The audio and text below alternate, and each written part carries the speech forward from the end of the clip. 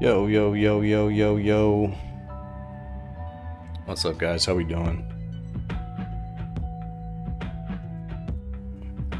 This is Eb&Flow, doing a little Eb&No stream.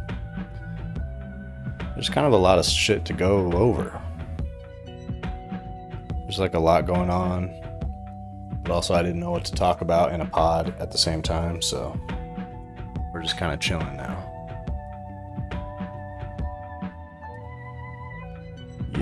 Yeah. I'm just chilling. I'm just filling space and time with what my mind is brewing. They asking what the fuck I am doing, like I'm knowing. Yeah. I don't like this new. They changed the setting of the interface of YouTube Live, like what it looks like on my end. I don't like it at all. It's whack. It's hard to keep track of everything. This shit used to be up. I don't like it. It's weird, okay? It's weird and strange. Weird and strange, and I'm not into it. Let me see if I can put a... Oh, that's why. No one wants to come for the live freestyles, huh? Damn it, I need to rechange this whole thing.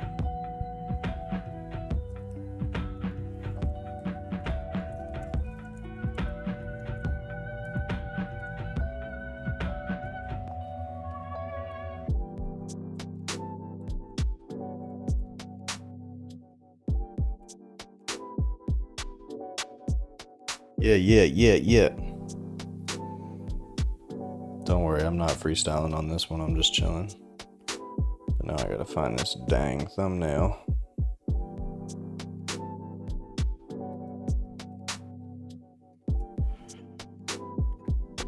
For the last Eb&No's live stream that I did.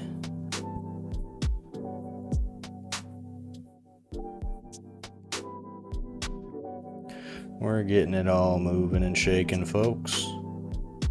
Should I have done this before? Sure. Absolutely I should have. Did I want to just hop on live and not think about it that much? I absolutely did. That's absolutely right.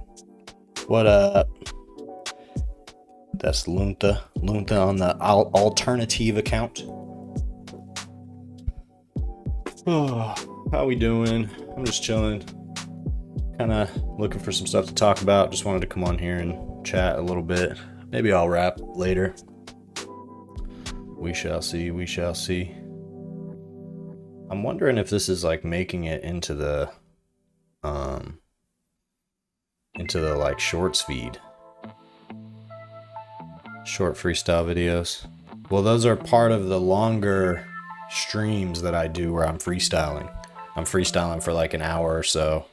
And then I chop the best parts of it into little bits. What do you think of those? You don't like those too much? I haven't been getting great feedback on them. I like them a lot. It's a format I like a lot, and I want to keep pushing. But so far, the response has not been super good. Even just from people that I'm getting feedback from. But I feel like it could be I think the rapping just could be better. You know, it's decent, but needs a little bit of improvement. But I like doing them though, and I like doing those longer freestyles, but they take a lot of energy, man. That's I gotta really prepare myself to do that. Not super easy. Definitely super fun though. I'll probably do another one of those. I tried to do a live freestyle, what was that, yesterday? Yeah, I tried to do it yesterday before I left the house and totally flopped. Make more content from the live stream. Yeah, it's you know, what I've been wanting to do for a long time is raps that are also explainer videos. You know what I mean? Doing an explainer video in the form of a rap, because that would be a good way to show off what I do, but also be informative. And it seems like the freestyles might be a good way to do that, because I'm just going straight off the dome. So as long as it's decent quality and I get across what I'm trying to get across, then it makes sense to turn that into a little video of its own, as long as I can put some decent information in it. So that's the part that's like a little fuzzy right now, you know? Like I feel like it could be, I want the content to be solid, and like since I'm going off the dome, it's like a little stumbly. But at the same time, it's I don't know. I feel like it has what I want in a format. So, and yeah, it's a way to make more content from the live stream, you know, stream for an hour doing raps, and then I have a couple like topical things that I can cut into pieces, hopefully for anybody who would be interested in those subjects. So that's kind of what I'm aiming for. But what do you think of like the raps? You're not fucking with the raps, Lunta, or like how is the content working for you? Does it speak to you? Do you turn it off? Yeah.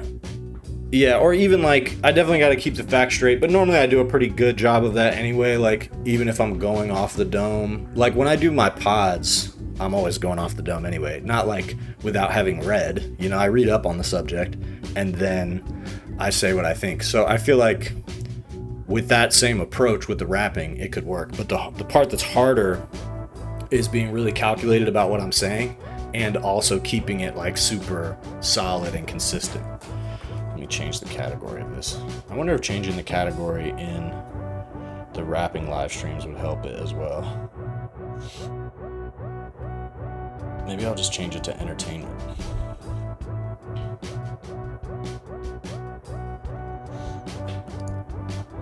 But yeah, I've been trying that. It's interesting because like I'm putting it out as like a podcast format, similar to when I started the Eb&Flow's pod, where it's like it all kind of gets grouped together as a podcast in YouTube's analytics. And I feel like that helps because every time I post another video, even if it doesn't do that well necessarily, it all adds to the overall momentum of the project. So releasing raps like a podcast instead of just singles and albums, which I'm still doing, I'm not abandoning that, but like, you know, freestyling once a week for an hour and putting that out as a podcast and then chopping that into little bits and having that all grouped together as the same podcast kind of has helped it get off the ground a tiny bit, or at least it feels like it has the potential to do that. I feel like my live streams have been getting shafted lately in terms of viewership. Yeah, because I'm kind of just getting back into the freestyling. So, like, I feel pretty solid at it, but it's also, like, it needs more work for sure. But it's interesting putting that stuff out there because a lot of people that have been following me for a while might not necessarily know that side of what I do. And so I think they kind of, you know, I don't know, they take it differently than they would if they knew me more, or I guess it's just my job to get over that. Yeah, the podcast get more videos. And I mean, there's a very simple reason for that. It's because in the podcast I'm talking about subjects that people are interested in, things that people know they're interested in. So that's sort of the logic behind, you know, dropping freestyles that are also about the subject that people are interested in. But really the hard part of what I'm doing is trying to find that crossover audience that's interested in left-wing politics and hip-hop, which, like, they're out there, and I reach a decent amount of them, but it feels like that's the challenge, because it seems like a lot of the people that the algorithm might show me to off the bat, they just might not be interested in hearing raps. You know what I mean? Like, I'm trying to reach audiences that are like, yeah, I want to hear the raps, like, because that's the way my brain works. You know, if somebody's rapping well and doing something interesting, I want to hear it. I want to see what's up. And creating that overlap where people are interested in that type of stuff, but also, you know, interested and invested in politics from a left wing or left leaning perspective. That's really the purpose of my project. That's what I'm trying to do, is build that type of audience. So, you know, it's more so that the challenge is more so that not everybody who watches the podcast, like, gets the hip hop part of what I do. I'm doing a podcast that reaches them, which is great, but they don't always understand that I'm a rapper, which is why this side of the planet, it's 2 a.m. I'm not getting as many views on these live streams as I used to. I'll just roll with it for a little while and see what happens. Maybe I haven't been doing them consistently enough. And it felt like for a second there when I was like doing certain topics, it would reach like a few thousand people. But I guess when I don't have anything particular to talk about, maybe it's not pushing out to as many people.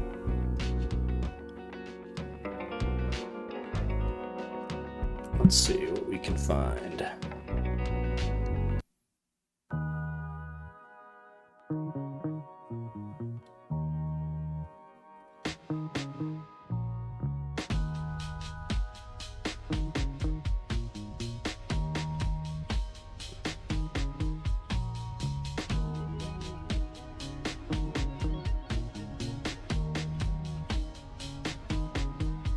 Yeah, it's 2 a.m. here.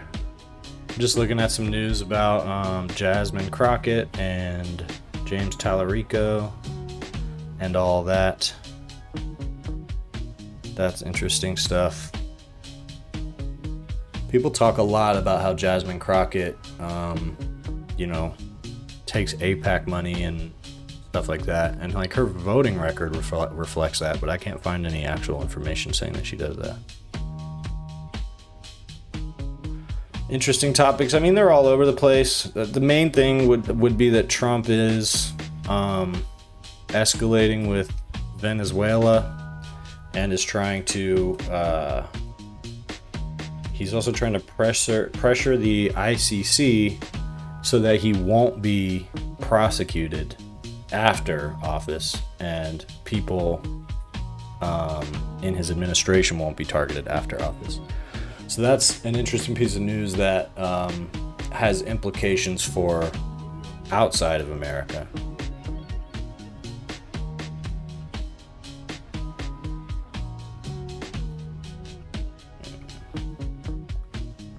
Just making my computer a little slow. So yeah, there's always stuff going on. I think Trump is going to continue to escalate. That seems to be all he knows how to do, right? I'm wondering if this like pressure campaign against the ICJ is going to pay off. It's hard for me to believe that it will, but I mean, most of these crazy power grabs from Trump do seem to pay off for him. So, and this is something about the latest. Oh, that's an ad. Great ads everywhere. Starting land strikes over drugs and latest warning. Said the U.S. would be starting land strikes on drug operations in Latin America, but declined to provide details on the escalation of the military campaign, or if countries could still do anything to avert the threatened action. Knocked out 96% of the drugs coming in by water, and now we're starting by land, and by land is a lot easier, and that's going to start happening. So what exactly does he mean by that? Is he talking about the border? I feel like they might be misreporting this.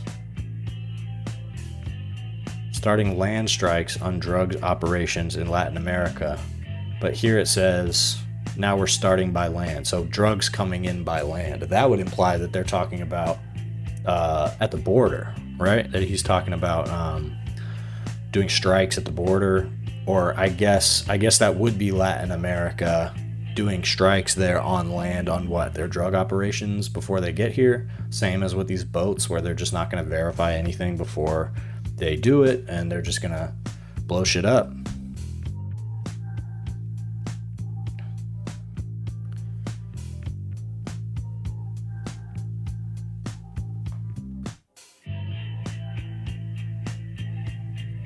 Yeah, he's definitely not going to get prosecuted. But it seems interesting to me that he is, that he's even trying that, because that's not the ways that he's going to have to utilize his leverage in order to do that is so much different than the stuff that he does in America. Let's read. So these are the staffers sanctioned by the ICC, or ICC staffers sanctioned by America. And this happened right at the beginning of when Trump came into office, and this was over stuff that happened in Afghanistan, I believe.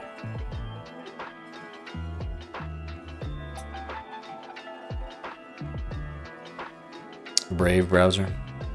I'm not too worried about it. I'll keep that in mind though. It is nice to have a separate browser that I'm using while I'm like, you know, showing stuff on stream. 9 staff members, including 6 judges and the ICC's chief prosecutor, have been sanctioned by U.S. President Donald Trump for pursuing investigations into officials from the U.S. and Israel. Typically reserved for autocrats, crime bosses, and the like, the sanctions can be devastating. Can't enter the United States, block their accesses to financial services, and extend to every minutia of their everyday lives. Bank accounts closed and visa revoked.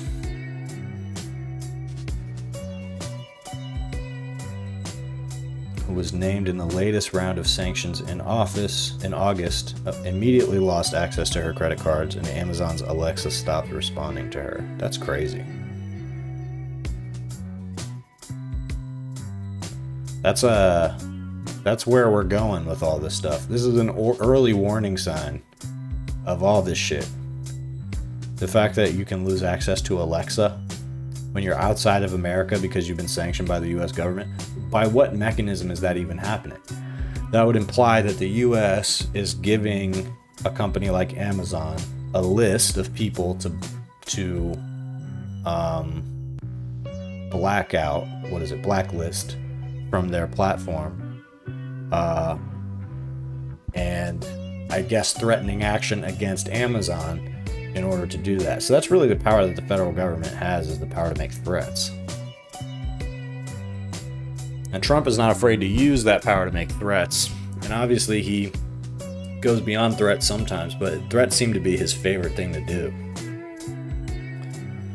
She was targeted by the Trump administration for voting to allow the court's investigation into war crimes committed in Afghanistan. So that was previous. This is the initial investigations that, or the initial sanctions that Trump put on ICC employees.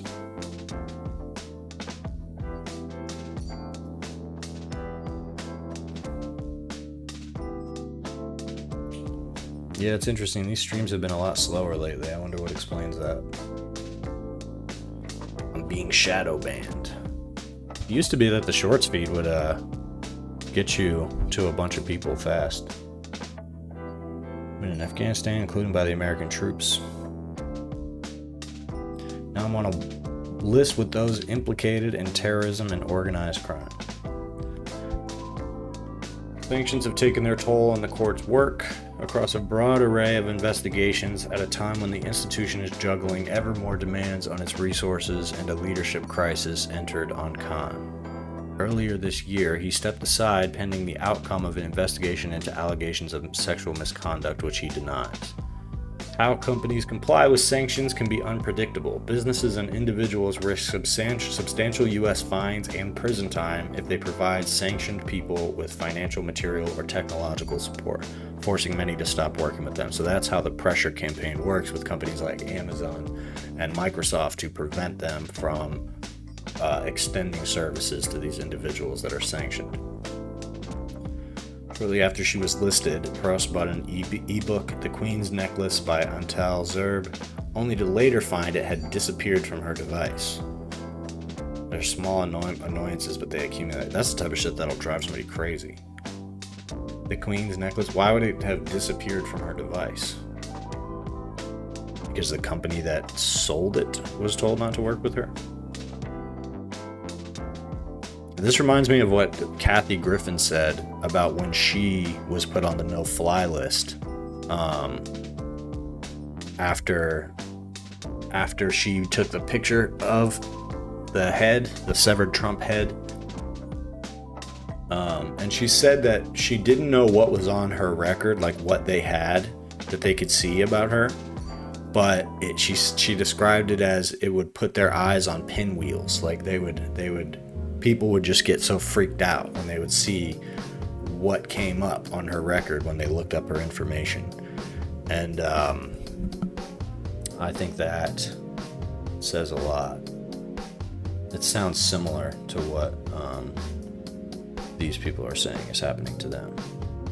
It sounds like that the threat of retaliation against you if you allow this person to go about their business, or if you extend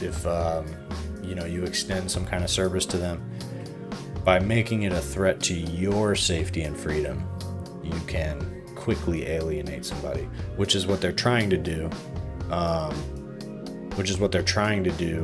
By encouraging people to turn in left-wing radicals and stuff that they know in America. That's their newest approach, is they want there to be like a, secret snitch network that I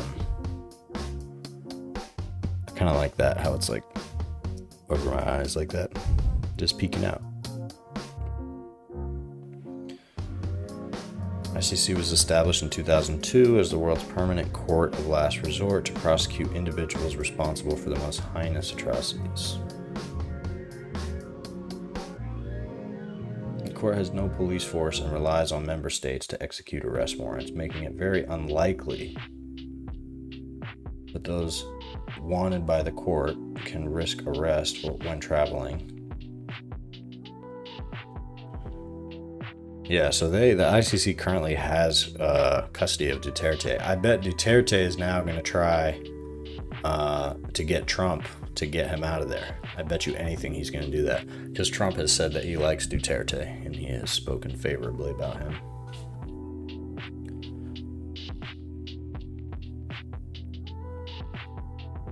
Legitimate and baseless actions targeting America and our close ally Israel. That's the crazy thing about the Trump administration, is he can just say it's baseless. And that's like all anybody needs to hear. You can just make that up. That's the kind of thing that people were trying to prevent the first time Trump was around, and everybody said that they were overreacting. This is what happens when you can just make up a reality. Illegitimate and baseless actions. That's just not true. You can say they're illegitimate, but to say they're baseless is to just ignore, is to say all the evidence against these Israeli and American officials is just not real. And that's not the case, bub. That is not the case. Should I go back to just doing these live streams on camera? Maybe people like those more. But the thing I like more about this is that it can be a little bit more set up. Like, I got my screen going, you know what I mean? I can play the music. This is just like not attracting as much viewership. I guess just don't worry about that. It's hard not to.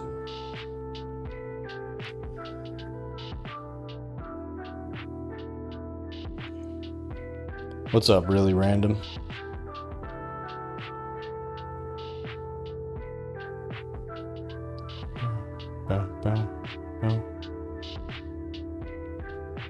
Undeterred and unfettered. Oh yeah, props to them. Sanctions imposed during the first Trump administration weren't removed until Biden became president.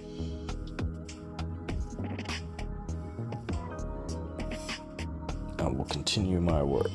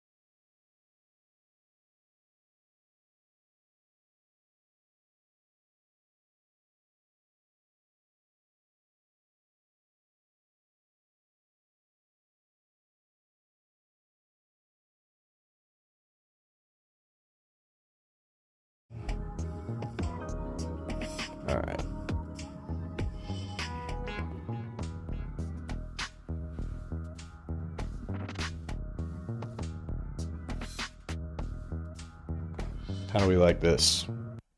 Is this still a vibe? Is it no longer a vibe? Are we vibing or non-vibing right now? This is kind of chill. Kind of fucks with it. Wonder if I can make this like a little bit. I wish I still had my background, but it's okay. Maybe I can figure that out later.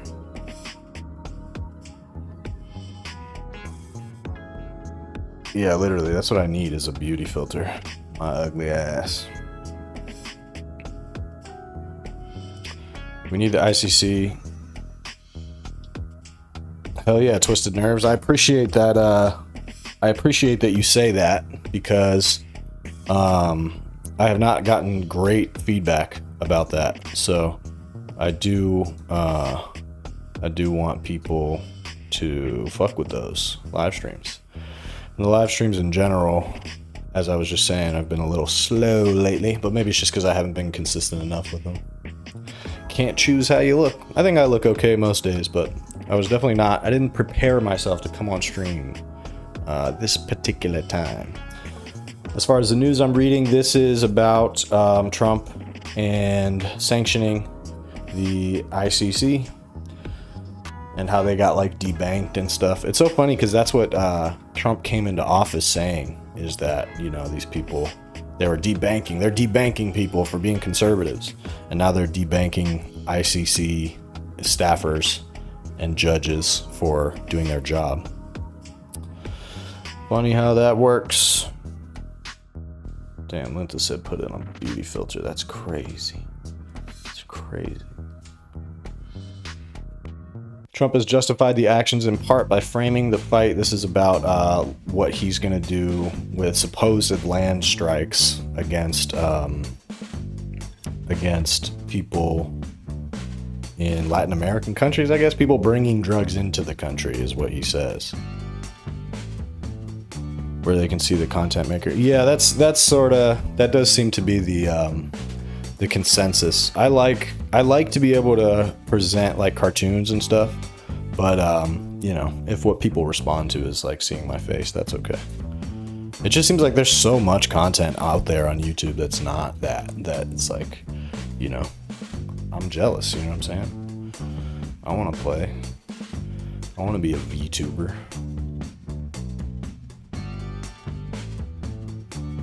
More oil wars indeed. This is chill though, because I still got the music now. Before I was just doing this like on my phone, so I couldn't have the music playing. So I could technically do the freestyles the same way.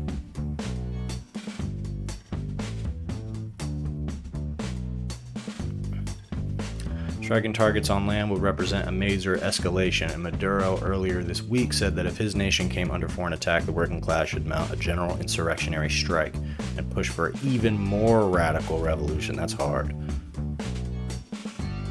That if his nation came under foreign attack, the working class should mount a general insurrectionary strike. Yo, that's kind of fucking hard, actually. What the fuck? I didn't think I was gonna come out of this article being pro Maduro, due to my hands being the only thing you see of me. Yeah, and it's worked with the podcast though, is the thing. The podcast works with the format it has, but it seems like these live streams did pretty well in general. When I wish I wasn't so big. Maybe that's a good idea. Let me try this.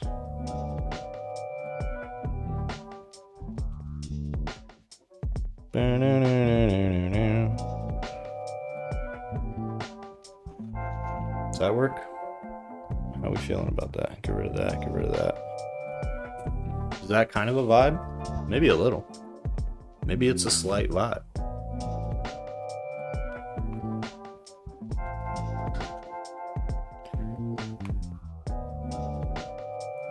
Imagine if I lived in their country. I'm not sure what my reaction would be. I need to look up more about what he's talking about with an insurrectionary strike, because that's fucking hard as fuck. He's saying that that's how he's going to respond if Trump Maduro insurrectionary strike. That's how he's going to respond if Trump fucking invades. Damn, dude. All right, let's read this.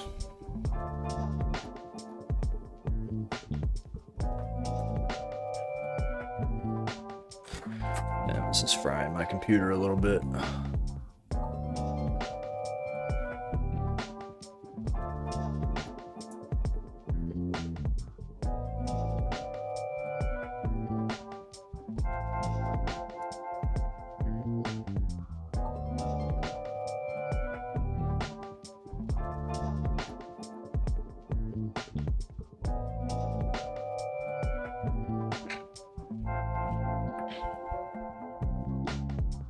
Venezuelan President Maduro has warned that Chavismo would respond with an insurrectionary general strike if the United States takes military action against his government. Speaking at a meeting with the national leadership of the United Socialist Party of Venezuela and members of the PSUV youth, Maduro said the working class would paralyze the country's productive activities until Chavismo is returned to power in the event of a coup or foreign intervention.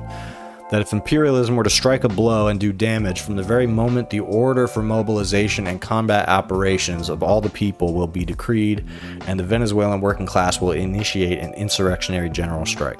Maduro's remarks come amid rising tensions between Venezuela and the United States. So I don't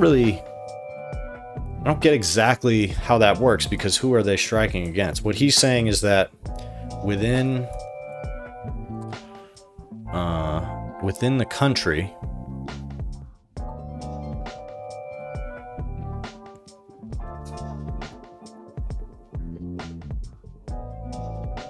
so the question is, who is he going to do a strike against? Like, what exactly would a strike do? Because this is saying that a Chavismo, which is what he refers to, he says if Chavismo is overthrown, then that is when we will initiate a strike. Until Chavismo is returned to power. So is he saying that that's leverage against the United States?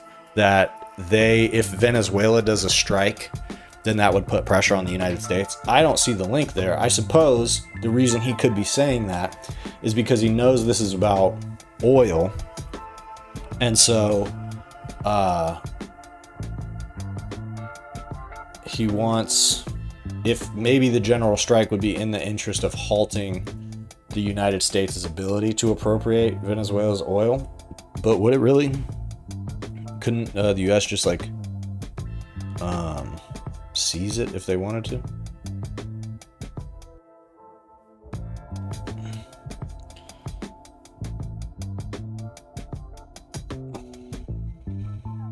This got really brushed over in American media. Oh, whatever.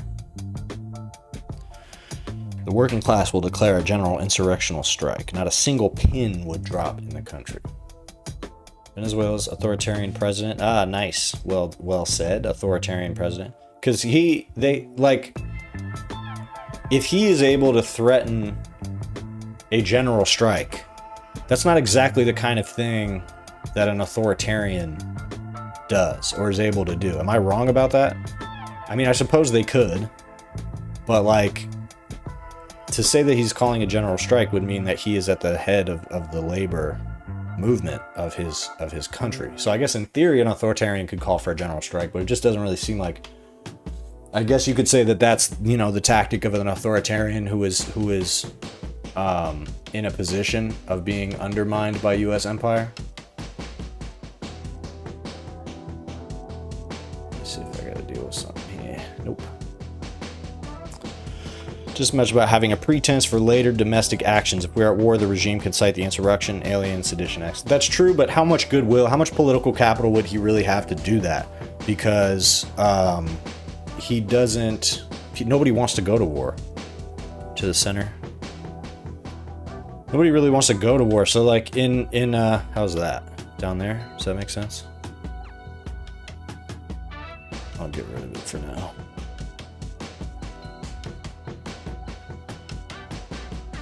Can't see some of the content being me, or no, you're saying the content in the article. So yeah, like, do they have enough political capital to even start this war in the first place? It doesn't seem to me that they do. I don't really see. Nobody wants to go to war, and there's some idiots who are like, all about it or whatever, but Is that like, how much is that going to last? And are people going to buy these same arguments for why we must go to war? I honestly don't think they're going to. They might. It's possible. Some people are going to. And there are some people who are still behind Trump.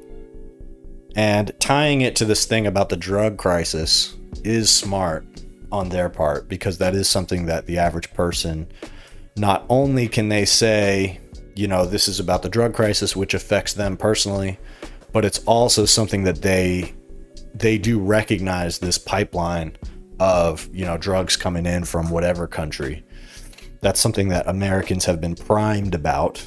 So this comes off as Trump solving that problem. How far is he going to be able to go with that narrative, though? You know what I mean? Probably not that far, in my view. Let's read some more. More learning.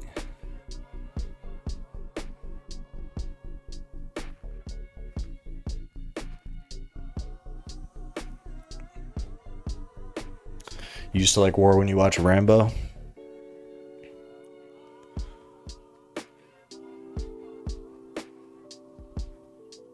Isn't a great deal of political capital, but we have plenty of financial capital behind it as far as some of the oligarchs funding politics are concerned. That's a fair point. I guess then the question, has anyone ever done like an analysis of how political capital stacks up as compared to capital and like how it how those things measure up with each other? Because that would be an interesting thing to analyze. Because like I agree with you that the capital interests of America are behind this, and it's possible even that we are far enough away from the Iraq War that a lot of people are going to fall for the same tricks, or allow themselves to fall for the same tricks because they like war. But I just don't know. I just can't see that. Like when Trump coming into office on the promise of being anti-war and then immediately starting a war. Like this is not a war. It'd be one thing if we were going to war with Russia or Hamas, like putting, you know, soldiers on the ground. Not like that's even necessary. But like at least that would be under the pre-existing conditions that Trump walked into. But just starting a war, running an anti-war campaign and then starting a war. I think a pretty negligible amount of fentanyl is coming from China. And isn't that what they're telling us is coming from Venezuela? If it's coming from China, why are we going after Venezuela? I don't think... I mean, I think it's coming from all of the above. It comes from inside of America too. But the reality is that like going to war with these countries is not that's not how you fight that.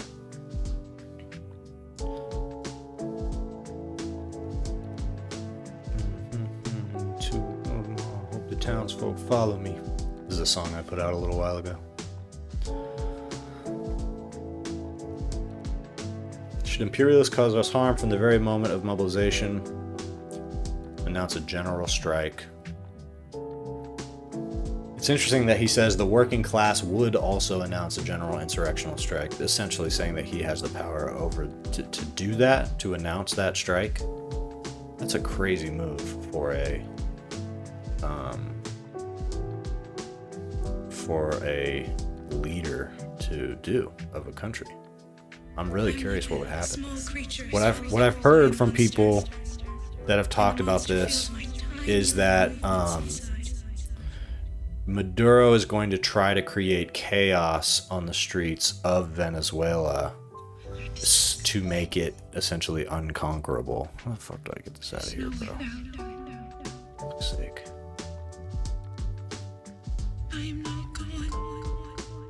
Maybe I will use that Brave browser shit or whatever. I'm scared of the soul.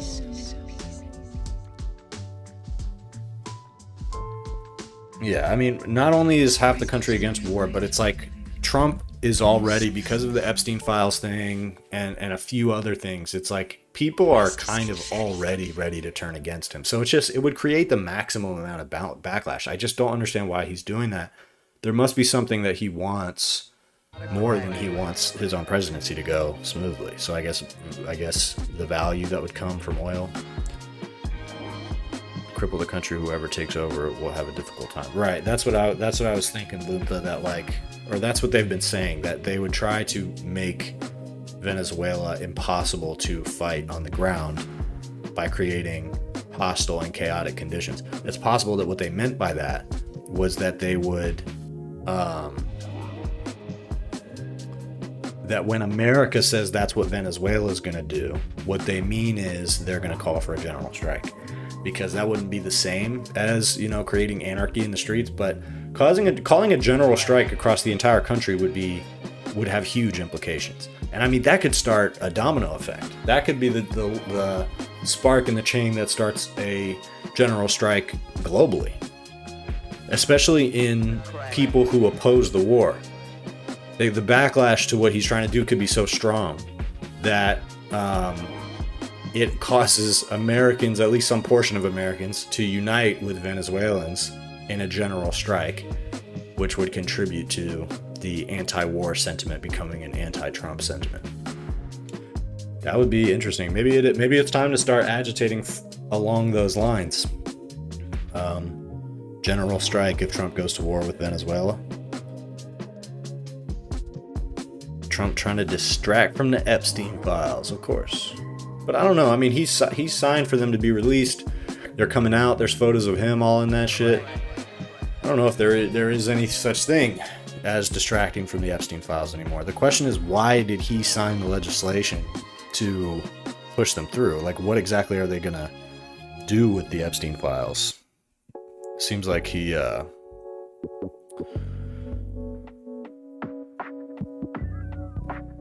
seems like he has a plan for how they're going to censor that. And I wonder what exactly what's going to come of that. Maduro added that 2 centuries after independence wars from Spain, the forms of siege have changed, but not in their essence. Naval and aerial formations are being deployed in the Caribbean. I have a friend who lives in the Caribbean, on, what's it called? St. Croix, I think, is the island he lives on, and he says that the military's buildup is noticeable. They're like blocking up the airport out there and all that shit. Naval and aerial formations are being deployed in the Caribbean, including cutting-edge aircraft carriers, destroyers, and nuclear submarines. Maduro added, noting that the operations have led to the death of civilians in the high seas and have been defined by the UN's High Commissioner as extrajudicial killings. True. There's no middle ground here. The principle is clear and decisive. Sovereignty of the states and self-determination of the peoples. Venezuela declares it clearly. Doesn't accept, nor it will accept, any form of tutelage. We don't accept, under any euphemisms like security or fighting against drug trafficking, the imposition of the old Monroe Doctrine, which seeks to turn our America into a stage for invasions and regime changes to steal our immense riches and natural resources. When he says our America, he's probably talking about South America, because they do refer to themselves as America. Pretty much every single major country is already against America's actings. This is completely different from the situation with Israel. They are against it, but they are the ones who don't necessarily have the political capital to go against it. But if that started turning into meaningful resistance in America, that would give them political capital. Same as if a general strike happens in Latin America or in Venezuela, that would give Americans a reason. Bro, get out of here with the AI shit, dude. Fuck off. No. I can't make this go away. God, dude.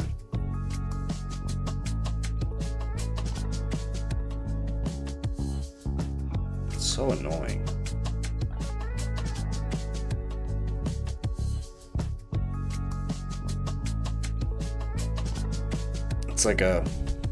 That's like a major source that I would like to read from that I can't because they want to put AI bullshit in my face.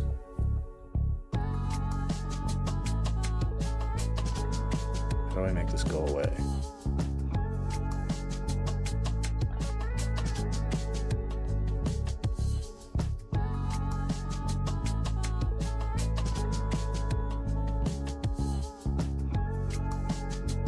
Like, what's the point of this? Just to slopify their own fucking information. They're like, we'll slopify it first before anybody else's AI does.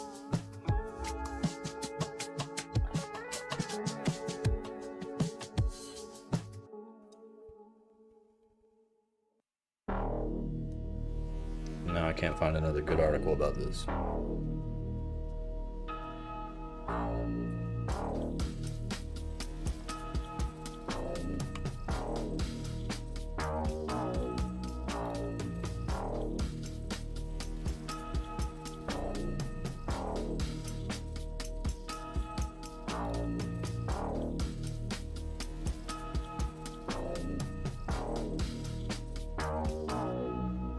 Sorry, I'm just finding some sources here, guys.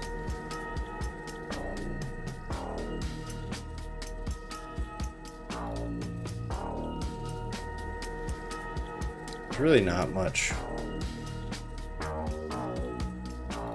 Nobody really has said much about this general strike thing, but I mean, that's an insane thing that he said.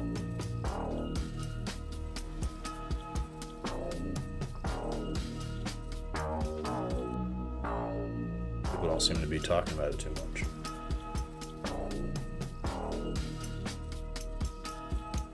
Every single major country heard that.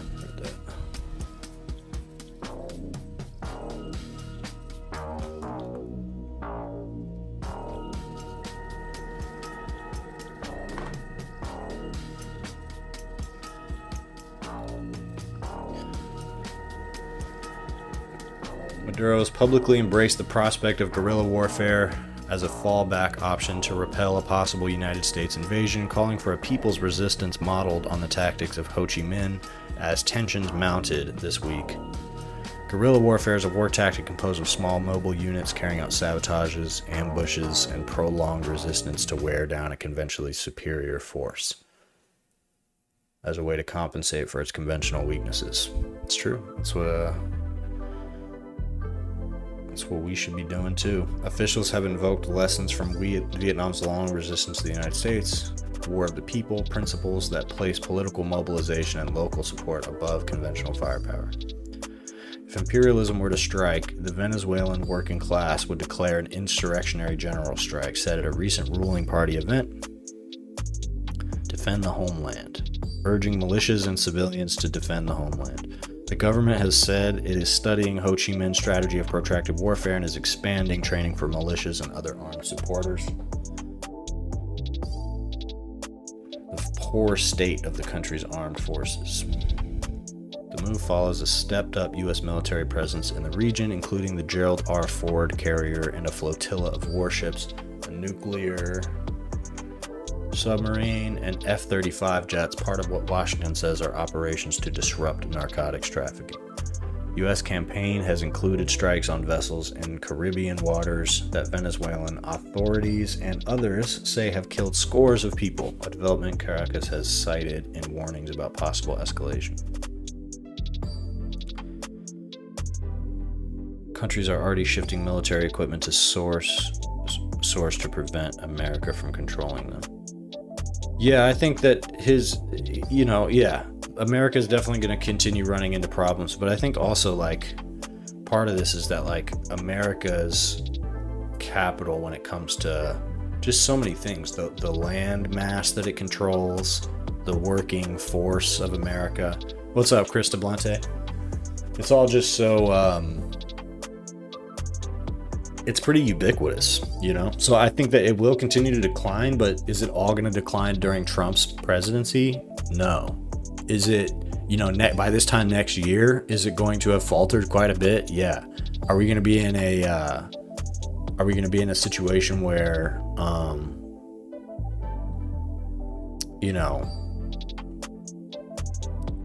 forgot what I was saying. Are we going to be in a situation where all of a sudden we have lost all of our political capital and Trump has completely lost control of the situation?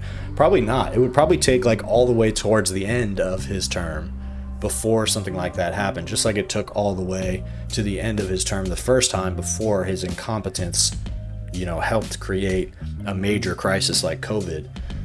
and then largely that was left for the Biden administration to clean up. So probably what this is going to look like is Trump is going to get away with a lot of shit, and then somebody else is going to have to clean it up. But that's part of why other countries are coming to the conclusion that they can't trust us.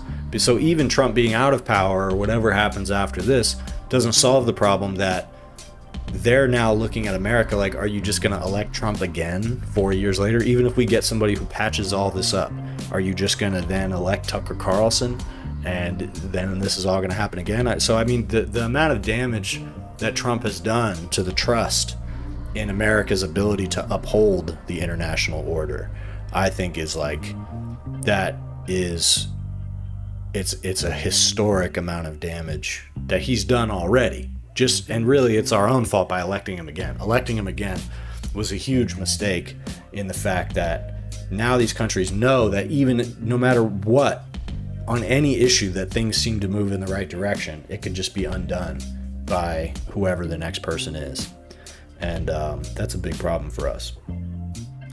If Venezuelans get drones, then it will be a toss-up. I don't think that's true. I think even if Venezuela had pretty powerful drones, I don't think that they would be able to penetrate much. War crimes and pedo grind.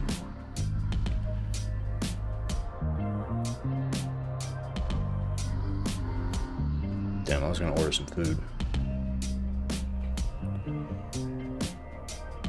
Analysts say the guerrilla fallback reflects hard realities inside the country's armed forces, which include low morale, poor pay, and dwindling equipment. If they think all that is if they think people are gonna have low morale when they are getting steamrolled by America, they're wrong about that. Maybe eventually, but it's gonna be a lot of pushback is gonna happen. $500 monthly cost of basic food basket, and there have been repeated reports. What does that even mean? Rank and file soldiers earn $100 a month in local currency, far short of the estimated $500 a monthly cost of a basic food basket. We wouldn't last 2 hours in a conventional war, one government-linked source told Reuters. Those conditions have driven the regime to rely, probably what he said after this is that's why we are doing guerrilla tactics. So this is very aggressively framed in a certain way to accurately say that Venezuela is not, as well armed as America is. But the slant here is that they are saying that the use of guerrilla warfare is some form of weakness, when, I mean, on record, that's the only form of warfare that has defeated America in the past, especially in a war like this. So the idea that all of this means that, that Venezuela is in a position to lose the war is not accurate. I'm gonna plug in my computer real quick.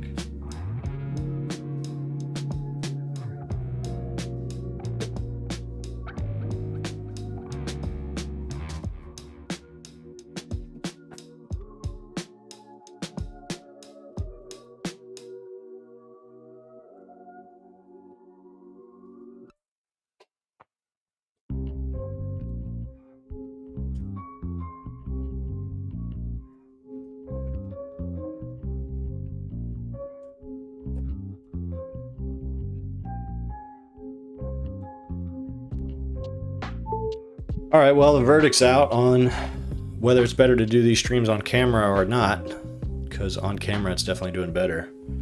Do you guys like the music playing in the back with me on camera? Is that a vibe? There was also a major fuck up in the new SIG sidearm pistols that was issued because the guns were going off without pulling the trigger. Corrupt connections led the contract decision. What exactly are you talking about? Are these military weapons or like weapons that are for sale? Hell yeah. More countries are switching from plans of buying jets from America to developing their own, since America maintains strict control over activation codes.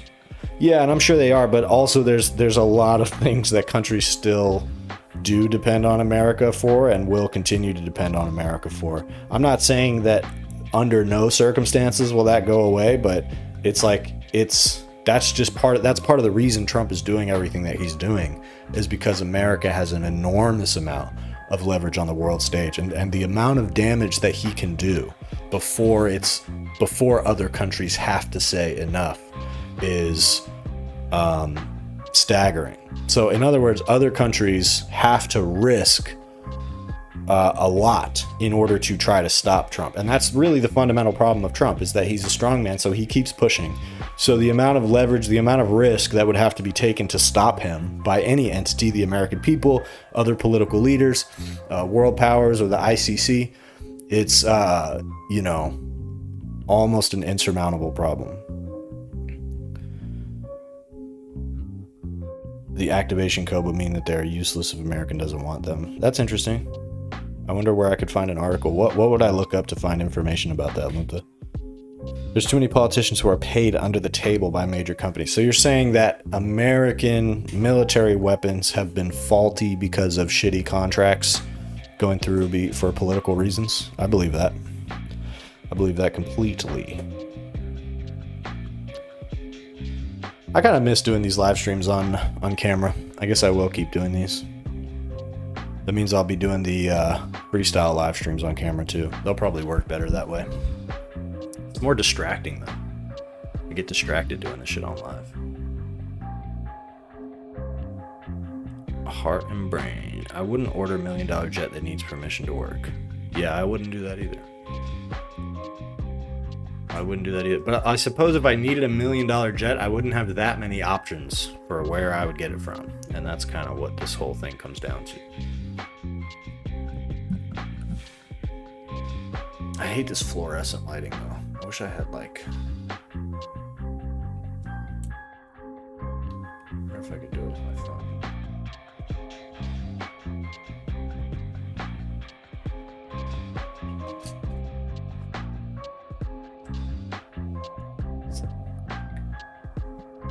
Looks kind of nice. It's kind of warm, right?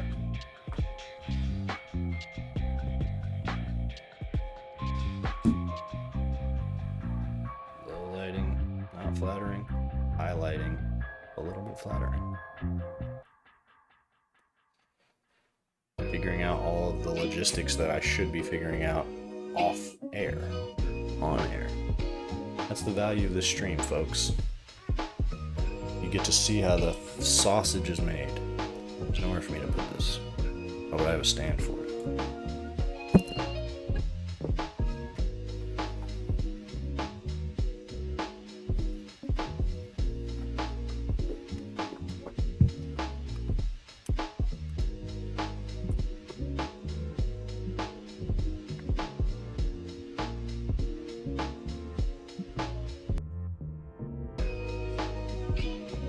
That was pretty nice, right? Not terrible. Just hate seeing myself. Just hate seeing myself on camera. US F-35 activation code. I think Israel is the only other country that does require activation codes apart from the USA. I believe it. That sounds like some American ass shit. That's some colonizer shit right there.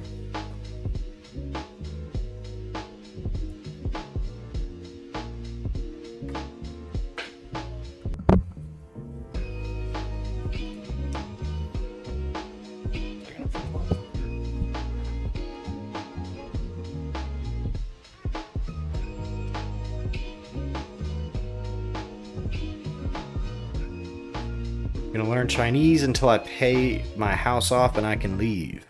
That's a good plan, because then if everything works out okay, then you just learn Chinese. But if you have to move to China, then you learn Chinese. It's kind of a flawless plan, actually. I support it wholeheartedly. I should not worry about this lighting too much. I can move to Taiwan. You think I should move to Taiwan money longer? You would like that, wouldn't you?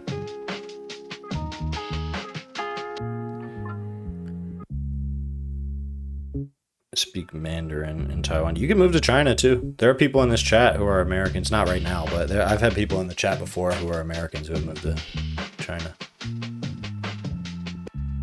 Doesn't require. Every other country need activation codes. Right, so Israel's the one that does not require this, so they can do whatever they want. I was seeing somebody say recently that the main thing that AIPAC does, you can criticize Israel, you can criticize Netanyahu, starving babies, whatever, but the thing they don't want you to say is conditioning aid to Israel. So aid to Israel has to be completely unconditional. And that's the main thing they ask of their politicians that they fund, is that they don't ever say anything about conditioning aid to Israel. So that's an interesting thing to keep in mind going forward, I think.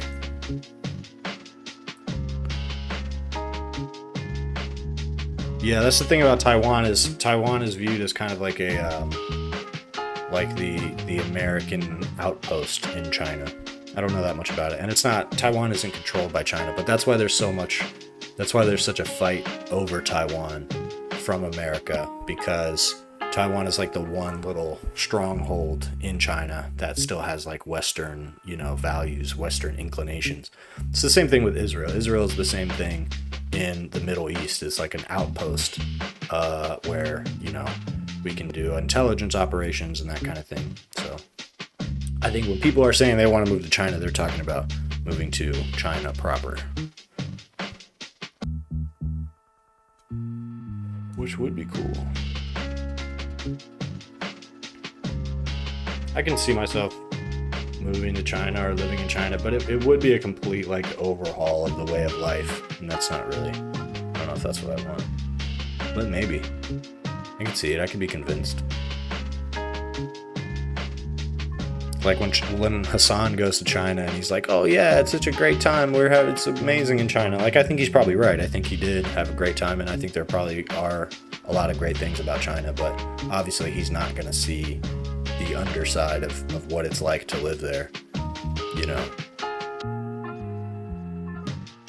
Start a cult for expats. Now you're talking my language.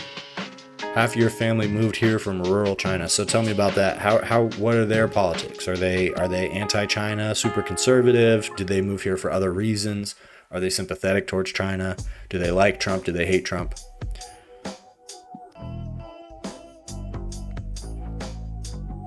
Cult for expats would be cool. Japan is making their own stealth jet since they're too dependent on US stealth jets to counter China's stealth jets. I don't think Japan are they even allowed to have a military? I think ever since World War II, they're not allowed to militarize. Is that still the case?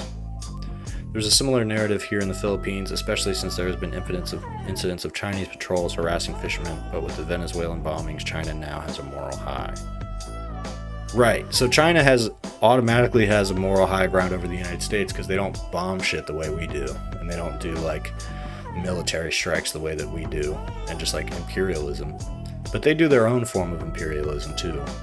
So that will be interesting to see how that like affects the conversation on the world stage, like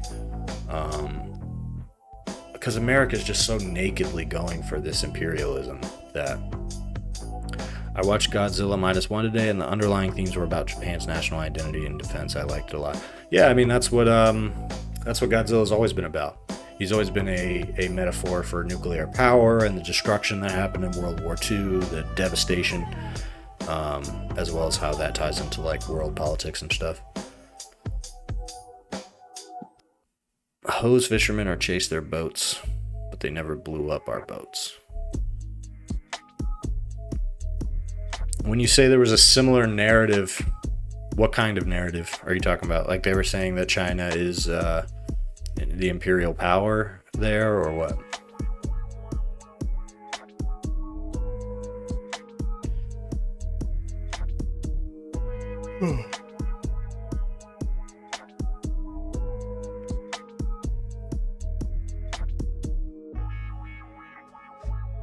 I think living in China would be kind of cool, but there's really no way to know is the thing. I think there are probably really dark things about living in China, but it's so propagandized, heavily propagandized from both ends.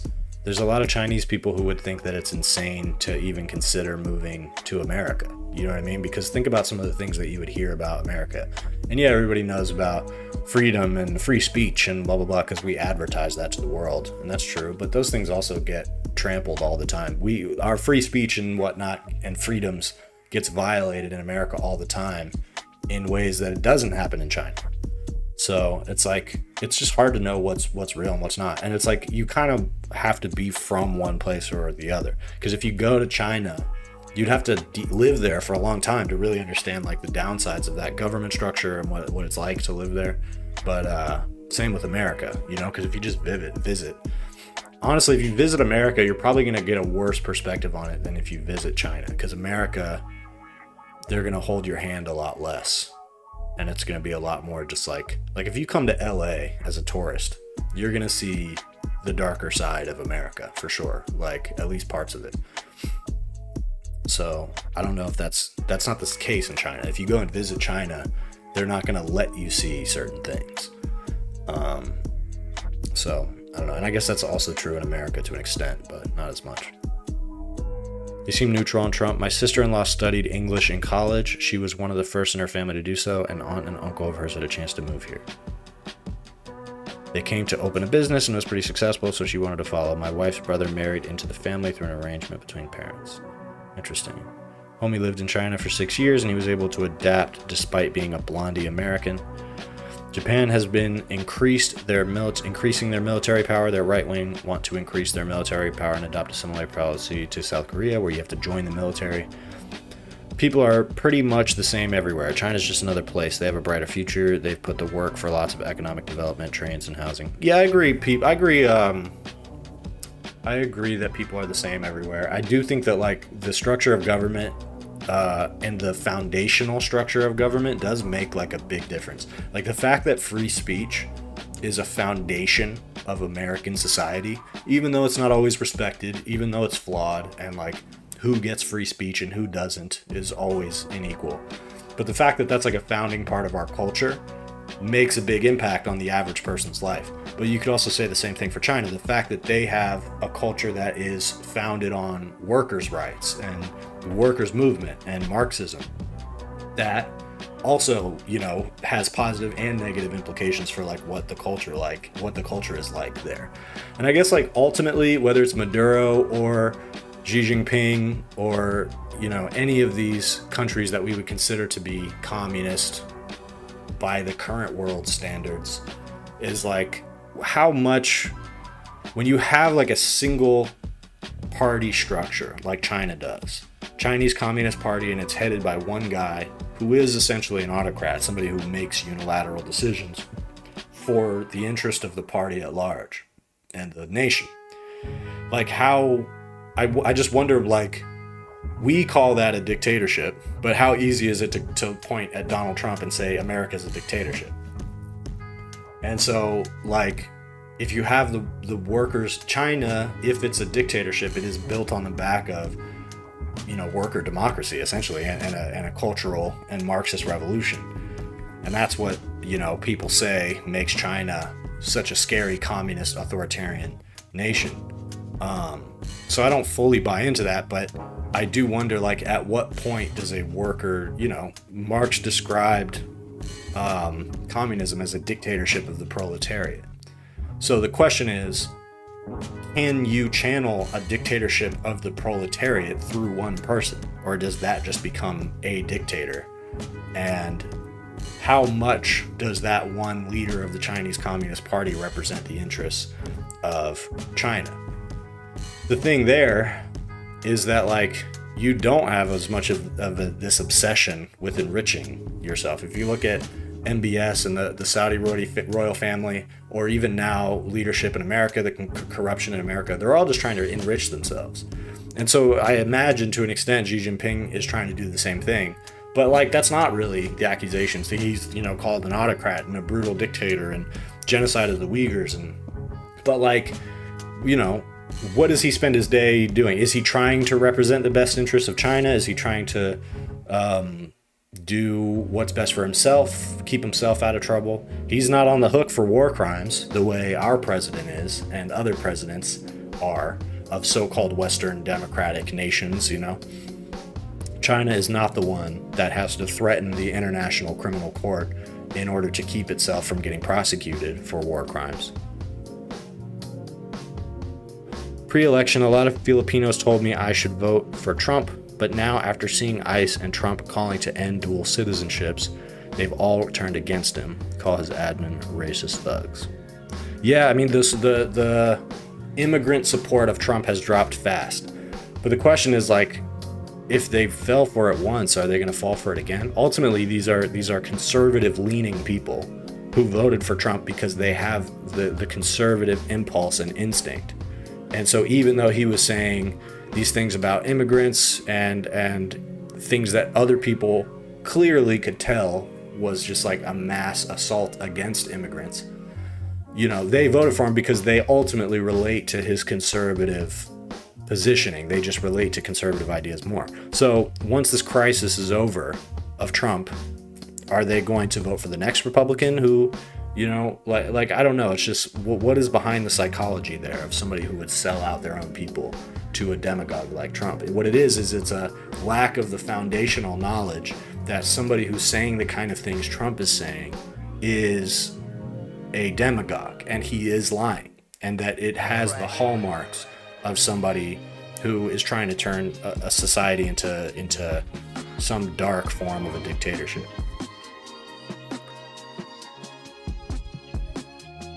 Most of the people are not affected by Xi Jinping's rules, but the people who do get oppressed are hit hard like the Uyghurs. The average Han Chinese citizen was fine until COVID. So that's the question, and even now they're probably doing better than us. But the question is, people who are not, right, you said the people who are oppressed are oppressed hard. So that would be anybody who contradicts the will of the Chinese Communist Party. That would be the ones who get repressed. So then the people who live within that, what exactly are their lives like? Sure, they buy things from the store and they eat food and they do their jobs and whatever.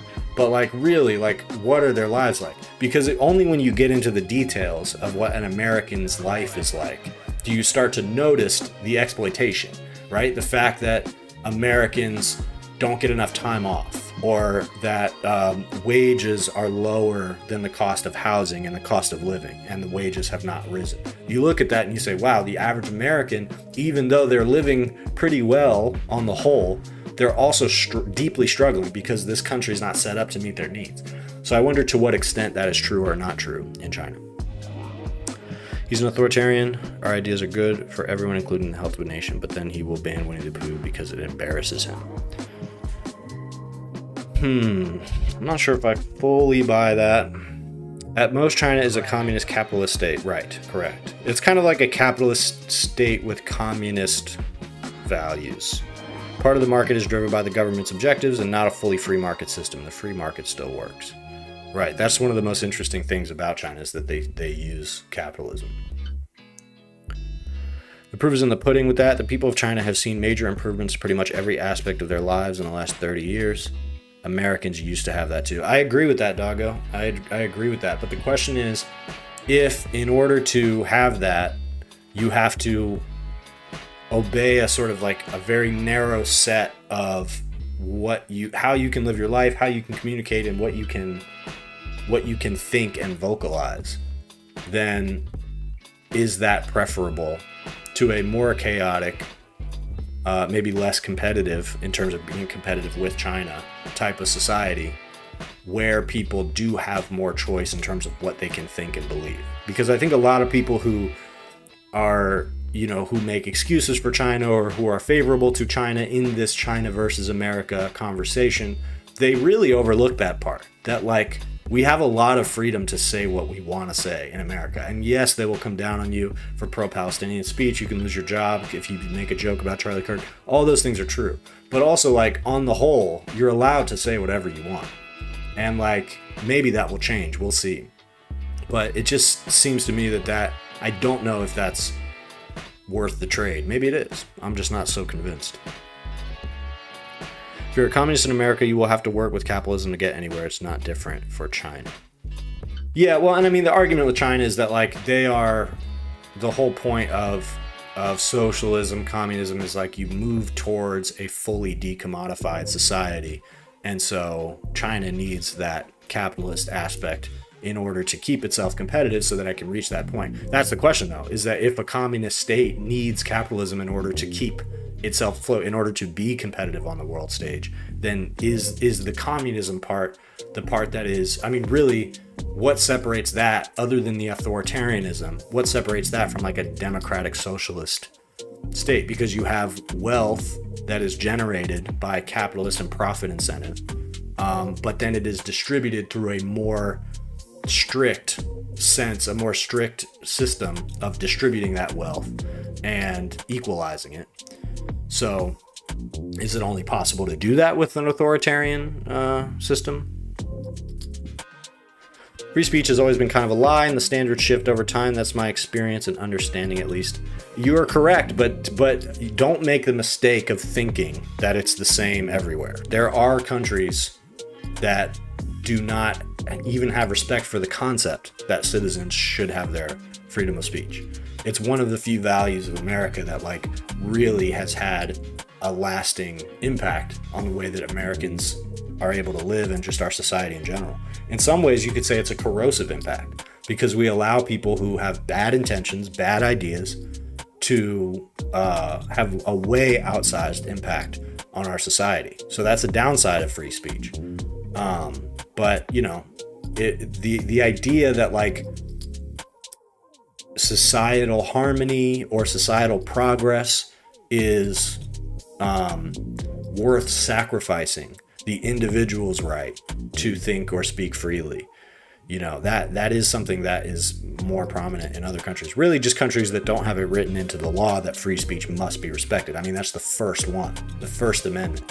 So that's part of the reason that it's such a truism in America. I'm not saying it doesn't exist other places. I'm not saying that in China people can't say what they think to a certain extent, but only to a certain extent. After, you know, whenever that threshold is met, someone's going to come talk to them. Rights are made up, thus the government can change them when they become a huge problem. I mean, that's true. That's what governments have done historically. But at the same time, when something is written and codified into the code of your country, it's hard to do anything about that. It's hard to go against that.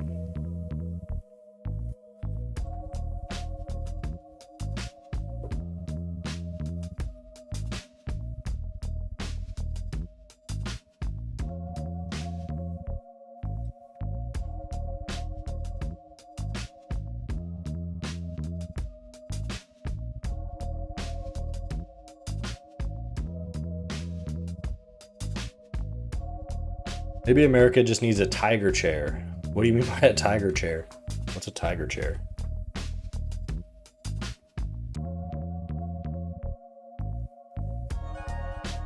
Yeah, I mean, I guess the goal of laws would be to write something with permanence enough that even a leader or an authoritarian cannot undo it. That would be the goal.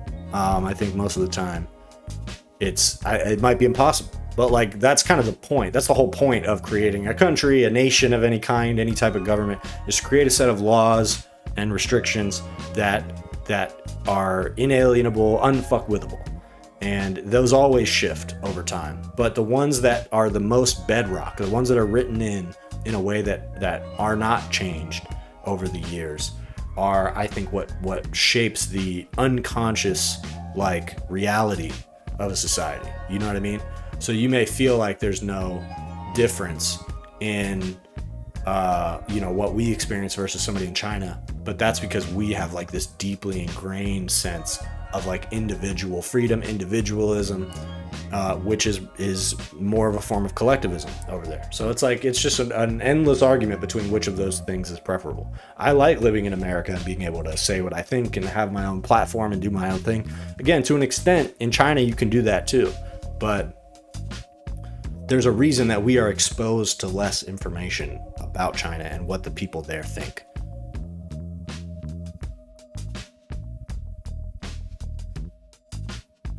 Isn't that the chair they strap people to in China when they're in trouble? I think that's what it's called, the tiger chair. What does it do? Does it electrocute them? It depends on the people owning their power. 20 million lambs agreeing you are useless if they just bah. But a 100,000 sheep who learn to fight can hold huge amount of power. That's interestingly put. Is Candace Owens still on the topic about the French First Lady? I haven't seen anything. Yes, she is. I'll get back to that.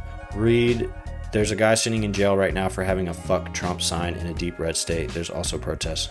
U.S. too much credit. Well, no, I said that. I caveated that. I think that we're going in the wrong direction, and there are definitely cases where free speech is infringed. But that's different from a country that the right to free speech simply does not exist.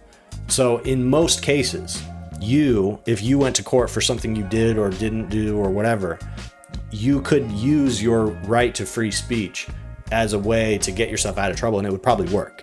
You can't just necessarily be prosecuted just because of something that you'd say, and that's because that's so deeply written into the laws of our country. On the whole, for most people, that's the case. And so I'm not saying that there aren't cases where that's infringed upon, and again, we're certainly going in the wrong direction. I think the fact that it was even possible to empower somebody who will chip away at the rights that we have in this country is indicative of flaws in the way that it was framed. But it's not nothing. The right to free speech is not nothing. And for the most part, people in America do enjoy that. Yeah, Candace is being sued. She's not keeping quiet about that. From what I know, I think she has tied the French president thing into the stuff that she says about... Okay, fuck you all. Fuck you, D-Stan. See, now we're back to the channels. Now that I'm showing my face on camera, now the trolls are back in chat. So okay, now we're back to our usual rhythm, our usual programming here. So yeah, Candace has not shut up about the French president thing. She's still talking about it. She just became more interested in the Charlie Kirk thing when that happened. So she's been talking about that a lot, but I think she's trying to she's now tying in the French president and whatnot as being a part of the cabal that's coming after her to try to silence her. I think she's even implied that that is somehow tied in with the Charlie Kirk thing. It's a global conspiracy. Everything's a global conspiracy with Candace Owens. That's why she was doing the French president. That's what that all hinged upon in the first place, is that the trans agenda all is this global liberal conspiracy. And that's why people like Michelle Obama and Macron's wife, are secretly trans people. It's all a conspiracy that sort of circulates around them. So she's working on finding ways to tie that into her Charlie Kirk narrative. And I think she has done that a little bit here and there.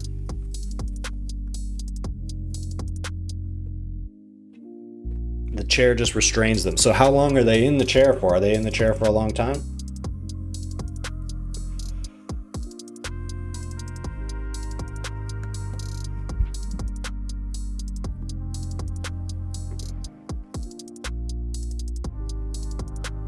Amira's not in the chat, but Amira gets a thank you from me for encouraging me to get back on camera with these live streams, because that's the right way to do it.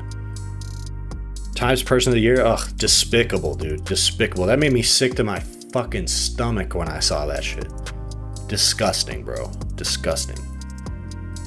Yeah, I'm with you, Elvin. I agree. The neoliberal left, that's really what she's pointing to when she points at Macron. You know what I mean? That's the neoliberals. And like, they do have that type of global hegemonic power. The idea that that is to some kind of progressive or Marxist end is where they are totally insane. They're strapped to it while being interrogated or put on trial. That sounds awful. Is that where Chinese water torture comes from? Is that why they say that? I mean, I know what Chinese water torture is, but like, is that how it is utilized? Yeah, the Times Person of the Year, I don't know what the fuck is wrong with them. It's because all of the media companies, and you know what? That's funny, because the article I was trying to look at before that I got annoyed because they had a fucking AI chat thing that I couldn't get rid of. That was Time. So that makes perfect sense. So obviously whoever runs that company, I can't even remember what billionaire owns Time, but they obviously are just tied in with the AI companies and are promoting them. So that's what's going on there. It's disgusting though. It made me want to throw up when I saw that. I really hope this AI shit comes out in the wash, man. I'm fucking sick of it. There are some aspects of it that like aren't going to go away probably. I think there are some aspects where AI is genuinely useful, but like, man, it's going to get so much worse before it gets better. Where can I buy a tiger chair? I could think of a couple uses for a tiger chair. Starting to wonder if trolls are actually right-wingers or they just want to rage bait, because I've noticed accounts that post anti-black, anti-Semitic posts are also strolling about the FIFA Peace Prize. It goes every which way. So the Groyper types want to seed themselves in any possible discourse they can. So anywhere that they see an opening, they will do the memes and the jokes. Sometimes it's anti-Semitic, sometimes it's not. Sometimes they're just trying to kind of be in certain spaces. That's kind of how online Nazis work in general. They find themselves wherever they can, and then anywhere they're not explicitly kicked out of, they'll sort of set up camp. That's how the online Nazi networks work. Then you have more obscure bot networks that are maybe like paid by certain political entities that want to boost certain accounts or whatever, certain kinds of discourse, but those are a lot more random. And they're also for hire, right? So you might have a bot network, you get hired by Steve Bannon and whoever he's working with at a certain moment to promote a certain conspiracy theory. But then the next week, you know, you're getting your check from somebody who wants you to promote, FIFA misinformation or whatever. So it's like a certain amount of it is probably that, like bot networks that are for hire, that could go either way. And then you also just have various types of chaos agents who are either politically inclined or they're just literally just engagement baiting, and there's no actual interest behind it at all, but it's for the sake of the profitability of the engagement. It's because they are all invested. Yeah, they're so desperate to make it viable. It's the mother of all bubbles. You're right. They're trying to make it viable. UTTP shit, what's that? I really don't know much of the web engagement I've been seeing is real. I think bots are playing a bigger part than any of us want to admit. Oh, it's definitely true. I think people too, as of several years ago, people got out of the habit of pointing out the fact that a lot of these more divisive discourses are fueled by bots. But a part of it is because people take the bait. And once people take the bait and they're going with the same narratives and stuff, then all of a sudden it's not bots anymore and bots are just boosting it. So I don't know what the solution is to that, but it's a pretty pervasive thing. And like stuff like dead internet theory, which I made an EP about, go check that out on my channel if you're interested in that sort of thing. But that's kind of, people's awareness of that going forward is going to be important. People are going to have to recognize that, like, at a certain point you got to turn this shit off because you're not engaging with humans anymore. And the thing that is so despicable to me about the AI shit is that they're so okay with that. Like, we would be in such a better place if the people pushing that stuff or wanting to adopt it recognize that, like, you shouldn't want to make, what's the word, inauthentic engagement that is like the lifeblood of the internet. The internet should be a place where people are engaging with each other. So the fact that there's people out there that see no problem with just pumping the internet full of AI shit, like, why would you want to do that? Why would YouTube want to do that to their own platform and make it a more watered down, less human thing? But the reality is, like, if they can continue to get engagement out of humans by doing that, they're going to. What's up, Aaron Roberts? Have I seen videos about by rationality rules? That's where I learned about logical fallacies and critical thinking. I believe I have seen rationality rules. He's been around for a little while, right?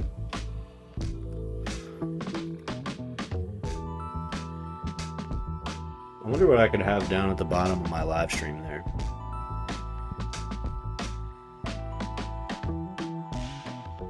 Dude with the long hair.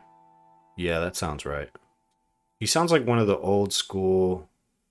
No, actually, Chris, you might be thinking of Rational National. Rich people don't want us to connect with each other, so watering it all down with bots and AI doesn't bother them one bit. I guess so. Yeah, I guess so. Because for their profit, that's the thing about a profit-driven society, man, is that it's like there's no room for humanity in that.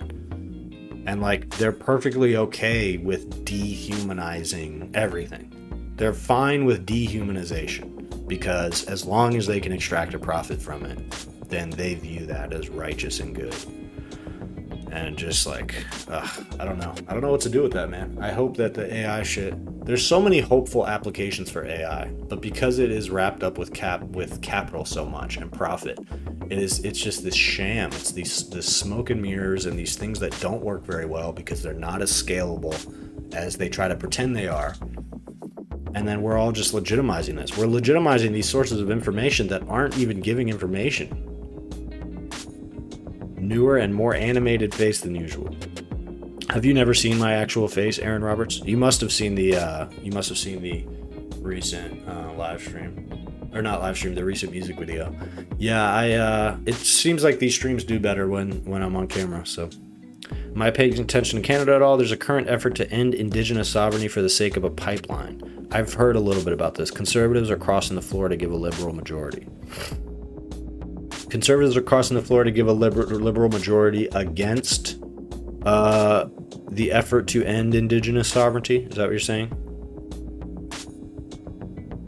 Guys like Ben Shapiro sound like they're solid in his reasoning until you find holes in them using logical fallacies. Rationality Rules is from the UK and has been around for a while now. Yeah, and also pointing out that taking some of their ideas to their logical conclusion, pointing out how they contradict themselves, and also, you know, mocking them a little bit and making it seem less serious. They're so self-serious that it helps to take them down a peg. And I remember when I stumbled across Majority Report and they were talking about Jordan Peterson and stuff, and I was a little bit into Jordan Peterson at the time. Not so much from like a conservative right-wing perspective. I was never really right-wing politically. But there was a while where Jordan Peterson was intriguing to me because like the psychological stuff he would talk about. He just has an interesting way of speaking. But then something about the way the Majority Report would cover him, just like, I don't know. Because sometimes I would think that they weren't taking him seriously enough isn't the right way to say it, but like they weren't being in good faith and responding to what he was saying. But then over time, I realized that like their assessment of him was accurate. And even if they were being petty in some of their things they were saying about him, it was like ultimately tying what he was saying back to a more familiar, something that people recognize as like just straight up conservatism, just old, outdated conservatism. A lot of the reason these conservatives have gained so much ground is because they make these things sound new and fresh. And they were able to do it against this backdrop of like everything's controlled by liberals and the trans agenda, and leftists are controlling every lever in society. And so they get to make their ideas seem like the fresh response to that, rather than an ancient ideology that goes back to the founding of this country and, you know, had to slowly be chipped away at because it wasn't working. And that, I think, is the most powerful thing to point out about these guys, more so than logical fallacies. I mean, I think that's valuable too, but I think more so, you know, removing to demystify it and remove this veneer, this bravado, that what they're offering is something appealing to like the youth and stuff like that. You got a whole generation of people that have bought into this right-wing shit, and they're gonna see eventually that it's not a good way to set up your life. It's not a good way to treat your wife and the women in your life and the other people in your life. And so then all of a sudden the ideas that contradict that conservatism are going to start to be more appealing, and they're going to drift in that direction. So the quicker we can reintroduce that in a way that people can get on board, the better. But we're probably going to have to replicate what they've done by making it seem fresh and original. Any guests for a future episode? I don't have anything like that lined up. I'm down for that. I don't really know exactly how I would do it, but it would be fun to have like my little head and then have another little head next to me talking. Because like I used to have my friend Chris on, but me and him would go back and forth doing the recording in a very specific way. And I would love to do that with somebody else, you know, somebody who has like a name or something, but I don't know how I could get somebody to do that with me. Maybe I could. Facts don't care about your feelings, but my feelings are different. They're crossing the floor to join the liberal effort to infringe on indigenous sovereignty. Pipelines are uniting the conservatives and liberals, really just revealing who the liberals are. Yeah, I mean, you know, that the liberalism is always going to be tied to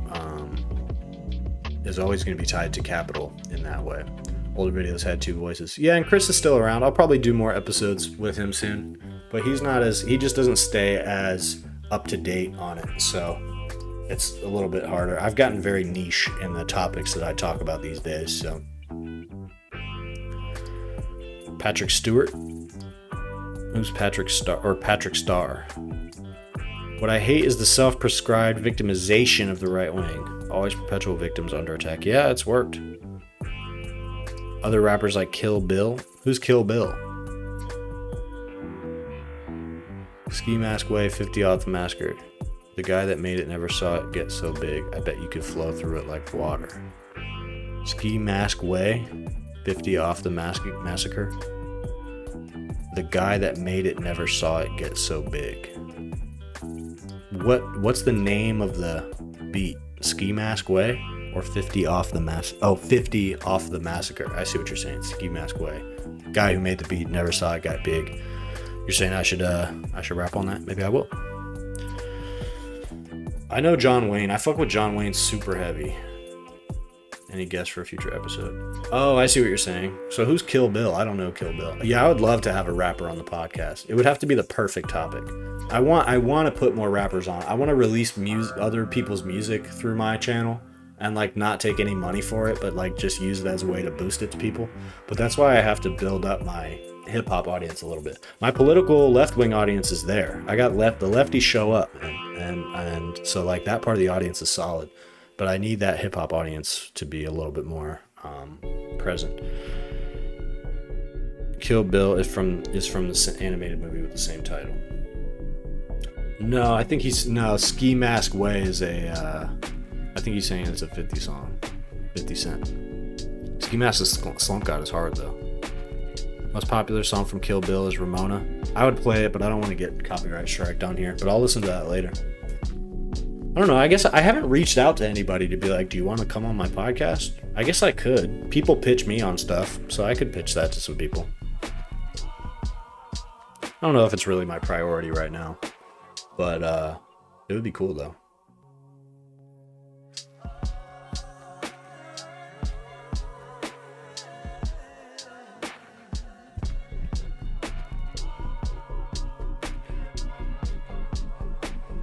This probably means I'm going to have to do the next freestyle live stream on camera. Want to talk politics? Yeah, like what rapper wants to talk politics? You want to talk about niche internet politics with me? Does it have anything to do with hip hop? No, not at all. Completely separate. Totally separate niche, different audience, different content. Not too much overlap. Does that sound appealing? The maker of the beat took his own life. Ski Mask Way is on the Massacre, his second Interscope album. I didn't know that. Well, it's in the bio. What's in the bio? You talking about me? It could have to do with hip hop. Yeah, no, I know. I'm actually okay with not doing so much commentary on hip hop because I want to focus on just doing hip hop. Like I want to do commentary and then just like make hip hop. Left leaning, hence politics. Yeah, no, it's all there. There's a rapper who guested on Leftist Mafia a few times. I forget their name. Yeah, I would like to know that name for sure. Maybe that would be a good place for me to try to pop up at. What about the song Ramen by Hobson? Yeah, I remember Hobson and I remember Jaron Benton. I haven't heard anything from Jaron Benton in a long time, but I knew I had a friend who liked Jaron Benton a lot. Hobson was never really my thing. I guess when I was younger, I liked Hobson. When I was like in high school still, I liked him a lot.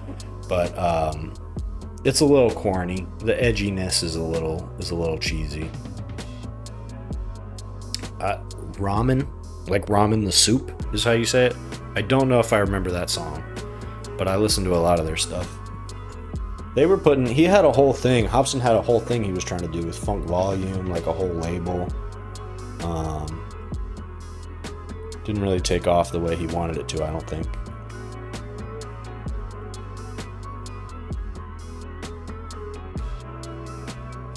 Jaron's still dropping albums. Who's he with? He's not like signed to Hobson still, is he? Dose One. I know Dose One. I haven't listened to him much. I was in this Facebook group called Weird Rap that loved Dose One. Dose One would come up in that all the time. Ooh, the Discord for Be Real TV and the Duke Green Zone. Hell yeah, that's awesome, Twisted Nerve. I really, really appreciate that. I definitely will keep doing it, so I really appreciate you doing that. Ramona, not Ramen. I probably that name sounds familiar. I probably listened to that back in the day. It's not so much my thing. The edgy rap was something that I think it had its day, but Yeah, I'm not gonna lie, doggo. That Lil Darky album was hard as fuck. What is he? What does he have going on? Because I thought he was like on some weird racist shit. It's a black dude, right? Lil Darky is a black dude. But then he was also kind of weird at one point, right? Or has he always been left? At first, when I was hearing about him, he did not seem like a leftist. He seemed like he was playing off of like right-wing stuff. But it may just be that I got that impression from him. Because sometimes when you play with some of these ideas, I've run into this too, like when you play with some of these ideas lyrically, sometimes it sounds like you might be coming from a right-wing perspective, even if you're not. Because it's really hard actually to make a coherent political point in a rap. It's like not easy to do at all. I'm in the same boat as you, yeah. He was signed to Rock Nation, then he went to Independent. He might be signed right now, just haven't checked. So is he still spitting? Yeah, no, doggo, that last Lil Darky album was hard though. Super hard. What's up, Joseph? You're in Hungry?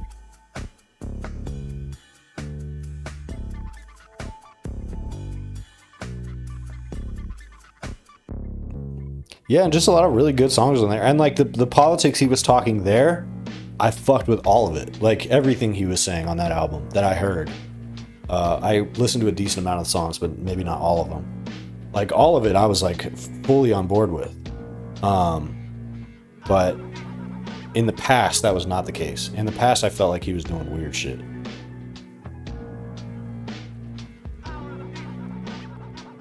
Dropped a song a few weeks ago. So are you a big fan of Jaren Benton, Lunta? I will say that of the funk volume rappers, I think Jaren was always the best.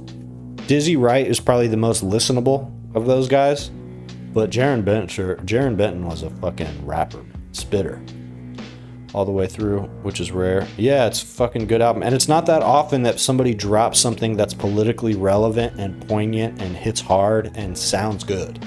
And that's why I like what Darky did on this last album, because it's one of the few albums on the political side that made me be like, fuck, someone's doing it, you know what I mean? Which is a good and a bad thing, because all I want is for there to be hip hop that is on that like revolutionary, anti-capitalist, leftist angle. I just want there to be more hip hop like that. So when I see somebody else doing it, I'm like, hell yeah, awesome. But I'm also like, fuck. But there's not that many albums that make me feel like that. A lot of people took a step into the alt-right pipeline. Thankfully, those who took the time to compare notes often then took a step left. Yeah, I think you're probably right. I think a lot of people probably did step into the like ultra online politics world and then kind of got de-radicalized and went in a more leftward direction. Now you just listen to them when you feel like it. Who's your favorite rapper right now, Linta? Eb&Flow?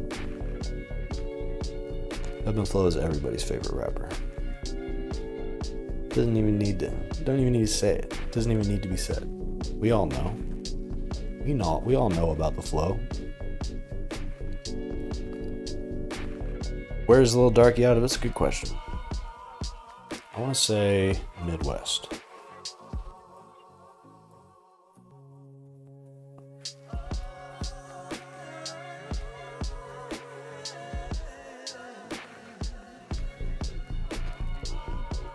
It says Los Angeles, Long Beach. Wait, what?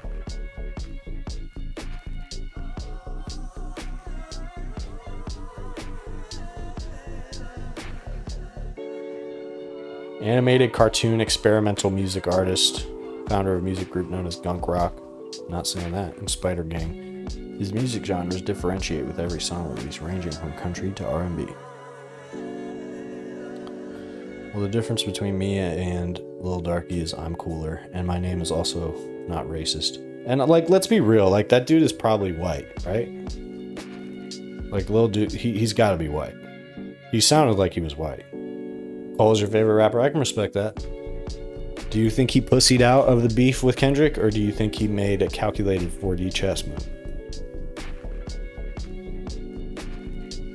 Have I watched FD videos on white rappers? I guess appropriation is just a fact of the art form. I don't think it's worth dwelling, but also shouldn't be dismissed. I haven't watched his videos. I may have put it off. Honestly, I have in my brain moved on from a lot of that discourse just because I've been a white rapper for a long time, and the discourse has evolved a lot over the years. And I feel like it kind of stopped evolving when it came to the white appropriation angle. And it's more so at this point, it's just like, it's just a stamp, or it's just a way for people to understand things simply, sort of like a thought terminating cliche. So I don't pay it too much mind because yeah, I feel like it's a part of the art form. I feel like what matters is what you do. And the problem, I've spoken about this a little bit. Some of the earliest video essays that I did on my channel were called Rap Grifters. And it's talking about people like Tom McDonald and even Kanye going back years, about how they were, explicitly appropriating hip hop towards fascism.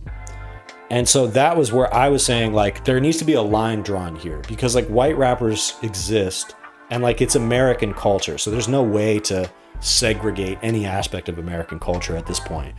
But there has to be a line drawn in people pushing fascist politics in hip hop, no matter what color you are, because now that's a multiracial problem.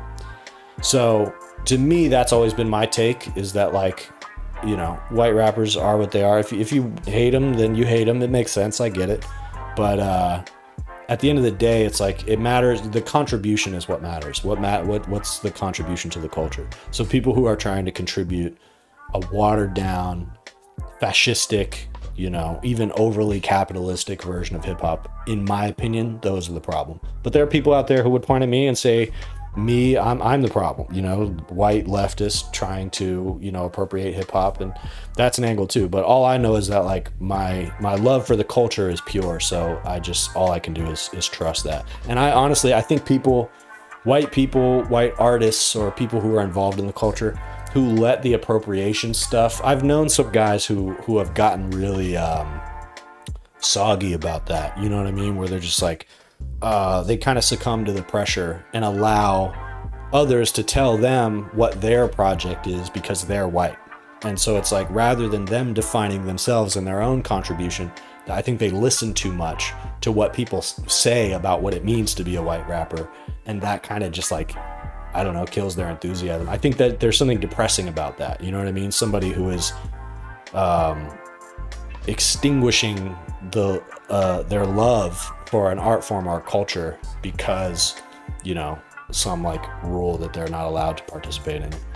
But I do think any white rapper needs to be aware of the fact that they're participating in like a tradition of appropriation. Like the appropriation of black art is something that runs through society, every art form, every musical art form in our society, that has happened. And so it's like understanding where you fit in that progression and like how to act against it is, I think, the most important thing that you can do. I missed a bunch of comments. Kendrick is second. Find it easier to relate to Cole. Google AI when I Googled Lil Darky. Is mixed race Indian American. Sources indicate that he's reportedly half black and half white. That AI shit is such trash. Did you see Tom McDonald's newest music video where he was glowing yellow eyes? I don't pay attention to Tom McDonald anymore, because if I did, I would be tempted to keep dissing him, and I don't really want to do that. Prof is goofy, but he can spit fire. Yeah, Prof is probably one of the better white rappers. I wouldn't say 4D move. I would say he so that he didn't need to get involved as he wasn't the main target. Plus, he always tries to keep the peace, so that's Cole being cool. It's like white privilege. Understand it to be true, but anyone trying to punish you for it is wrong. Dismissing it is still wrong to do. Yeah, I agree with that, Benjamin. Cal Scrubby is actually from Cincinnati. Aaron Roberts, he's from my hometown. I think he went to, I don't know if he went to my high school. I think he might have. I remember people in high school were talking about him. I think Cal Scrubby's good. I think any white rapper should be like leftist, essentially. That's my view. I guess that's a little like myopic, but that's what I think. I think if you're gonna be a white rapper, you should be explicitly like anti-colonialism, anti-racist. Yeah, that's bare minimum. If you're a white rapper and you're not anti-racist, like explicitly, you can't describe yourself that way, then I think you should get the fuck out of the art form. That would be ultimately my take on it. But, you know, again, plenty of people out there would say that's not enough, or just being every white person says they're anti-racist, whatever. You know, there's any number of takes you could have on it. But I would say the line needs to be drawn somewhere. And I would say fucking white fascists, especially white fascists, but any kind of fascist in hip hop is where the line needs to be drawn.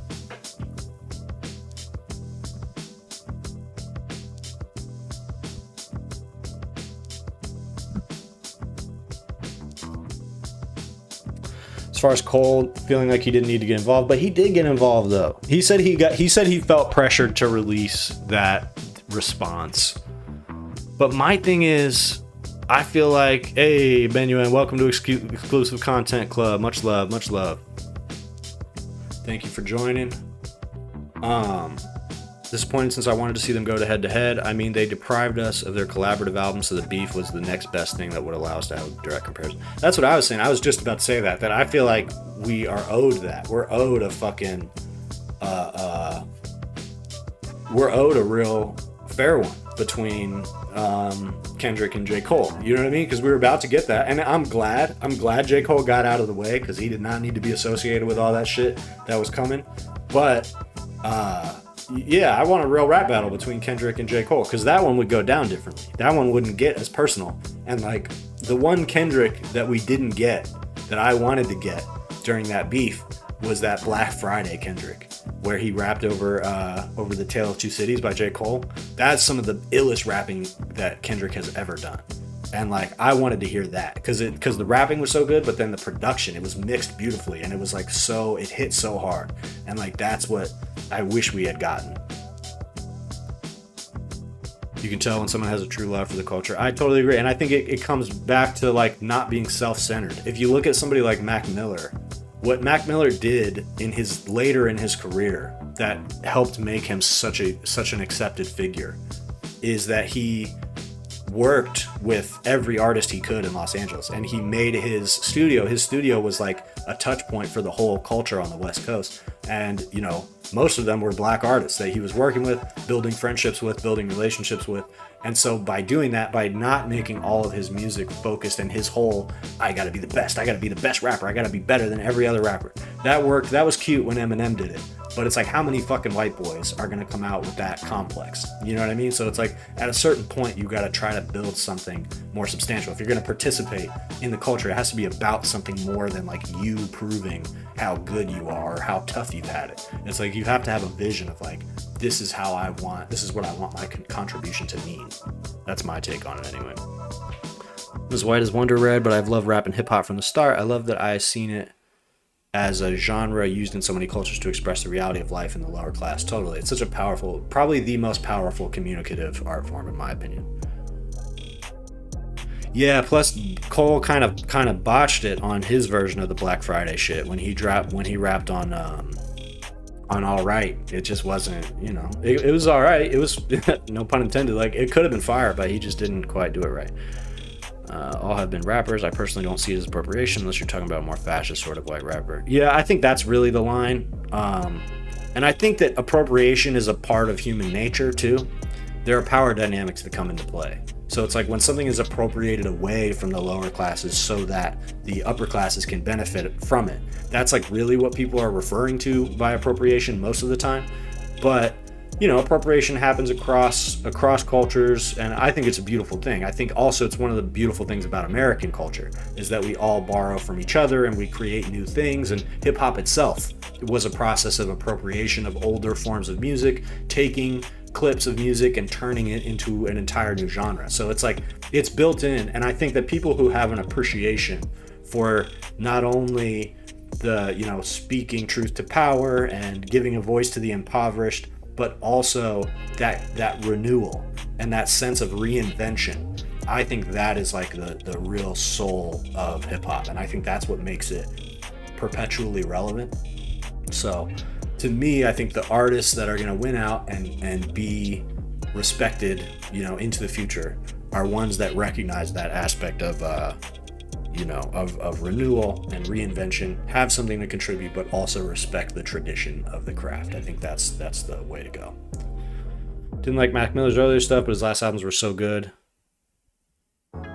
Mac Miller gained the respect of the whole community. You could really see how much loved and cared for the art form. And I think a lot of that respect came after he died. I think people realized how much of an impact he had after he died. Whereas while he was alive, he was still getting a lot of shit. But like, people also recognized that musically he was going in a more substantial direction. He was challenging himself musically, and he was coming out with interesting, really fleshed out products. And as well as, going back many years, I've had, black friends in hip hop who like Mac Miller. He would always come up amongst, different environments that I was in terms of hip hop. So like, but I do think that it unfortunately, it wasn't until after he died that people started to appreciate him in the way that they do now. At least that was my perception of it. I don't know that he was as well embraced by the culture before that. What made me break left? I think I've always been inclined that direction. I was definitely just more like on the milquetoast, kind of like casual liberal side. I hated Trump. When Trump came into office, that got my attention, obviously. Hated Trump, recognized from the beginning that he was bad and what he was saying was bad. So I always had a foundation in information that inclined me to believe that. I knew from the beginning that what he was saying about immigrants was wrong, and all the way down the line. When I learned about Cambridge Analytica and Steve Bannon and SCL Group and some of the misinformation techniques that were utilized during the 2016 election, that is when I became more interested in politics, because I was interested in the way people were being radicalized. And so a lot of my early music that became more political was from that perspective of being like, speaking, I guess, trying to speak from a more center perspective. But as things have gotten dragged to the right, I've realized that the only way to respond to that is to drag it back to the left and to push against some of the universally understood things about why our society can't change, about the insurance industry and the fact that it just has to exist, or our military occupations of other countries, the colonial project of Israel. These things are just facts of life, and they have to exist. And I guess I myself have become more radicalized by how effective the right-wing shift of our culture has been. And so I don't think I ever was a centrist, but I think that I wanted that. Like, I want to live in a world where we can all be less radical and we can all have a democratic, conversation, and things can shift one way or the other without becoming a crisis scenario. But it's clear that the right wing in this country is completely rogue, and the only answer to some of the problems that we have is like a radical shift, and in some cases that will be, in terms of radical action. I remember definitely a radicalizing event, although I was already deeply into politics at this point. But in 2020, after George Floyd was killed, when the Minneapolis Police Department was set on fire, that was a moment where I recognized like the power of people, and that type of resistance was the only way to make a dent in the system. So I guess none of that necessarily made me break left. I think I've always been on the left-wing side. I certainly was never on the right, but I've just come to feel that it's more and more necessary to voice a real leftist critique that isn't, mired in some of the like bourgeois politics that people associate with leftism, essentially liberalism. So I'm not as far left as some people would like me to be, or far left enough for some people. And I guess I'm trying to, what I would like is, I'm reading a lot, I'm reading a lot of like literature and trying to brush up on what the arguments are of people who are more left than me, further left than me, because I want to be able to make those arguments. I want to be able to make an argument for revolution and decolonization and these kind of things. I don't have as fleshed out of an idea of how to make those arguments in practical terms. Everything that I argue for is in as practical terms as possible. So in some ways, I want to go further left than some of the things that I voice on my podcast, but I don't. To me, the arguments aren't there, and I have not, either on my part or on the part of the people who make those arguments. I'm just not seeing a concrete enough vision of what I can go to people with and say, this is why you should be, all in for a revolution, for example. Obama became the president of the U.S. one day. Imagine a little boy in Africa thinking about becoming the president of Obama. Wow, that's crazy. Why would you, as a little boy in Africa, want to be the president of America? That's interesting to me. What made you think about it like that? Like, what about, what did you view just being the president of America as like the most powerful, like that's the top position? I think that's how it's viewed. But that's interesting to hear that you were thinking that way as a kid. The ending of the status quo in our political system post the disappointing Obama presidency was something that really caught the attention of a lot of liberal-minded folks, so to speak. Yeah, spot on. You were where you need to be. Walking around calling everyone comrade is just cringy LARPing. Yeah, totally. And I mean, I'm where I'm at in the spectrum for a reason. I think part of what my job is to articulate arguments that people don't necessarily understand, because whether it's like far left arguments or in some cases far right arguments, although I don't spend time explaining the nuances of far right arguments, but I think even if you look at like some of the people who aren't radically far right, a lot of people on the left don't quite get what they're saying sometimes. And that was another thing that I identified that made me want to get more into politics, is I realized that like people were being siphoned off into these individual like paths and groups, and they weren't like hearing each other. So like your idea of what I think is different from what I think, and my idea of what you think is different from what you think, and that's like why it's so impossible to talk to anybody, because we have been convinced that we already know what our enemy thinks, and so therefore we don't have to listen to them, and listening to them blah blah blah blah, because we don't want to challenge our view of what they think. And so that's one of the healthiest things I think we can do, is try to like really get into some of these arguments and like break it down, but also from a strongly opinionated perspective. Thought you could do anything you'd want if you become the president of the United States. Would you say that's still your overall motivation, is to be able to do as much of whatever you want as possible? I am good making things practical. We can go back and forth with ideas to polish your ideas.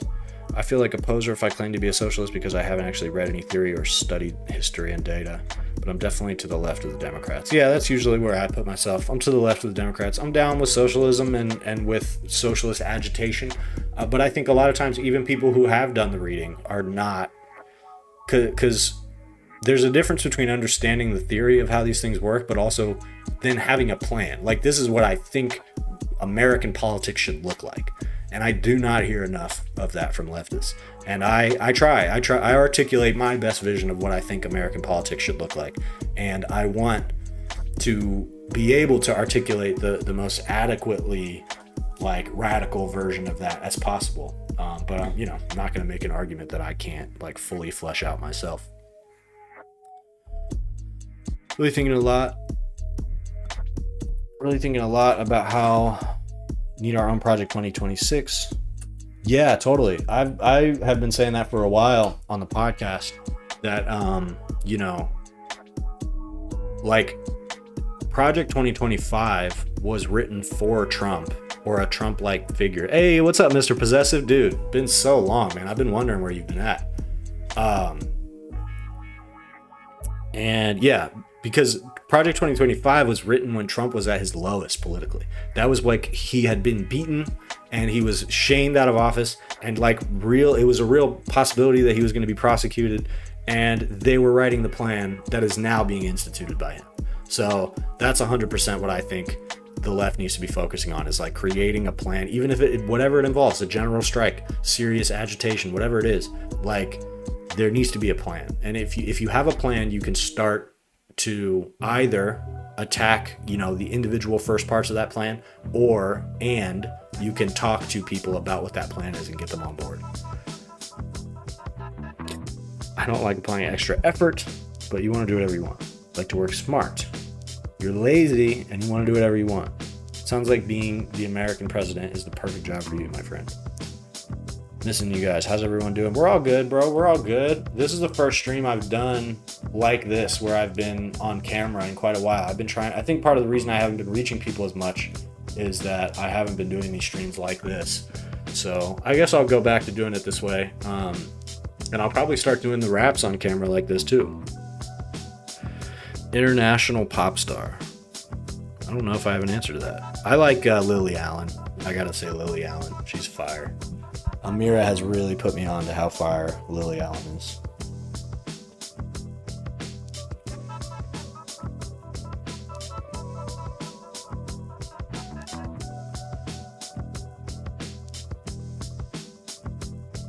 Hell yeah. Yeah, it makes sense that you fuck with Lily Allen. Did you like the recent album, Mr. Possessive? She was dishing.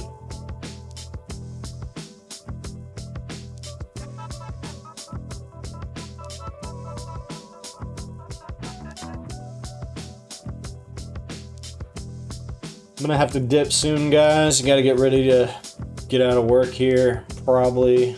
I guess nobody's coming in this morning. I'll probably try to wrap it around 4:30. A lot of great female vocalists out of New Zealand. Like who? I haven't heard. Haven't heard of any. People feel better about themselves when they see they are better looking than you. Thus, they stick around. Oh, fuck you too, Linda. You get your ass on camera.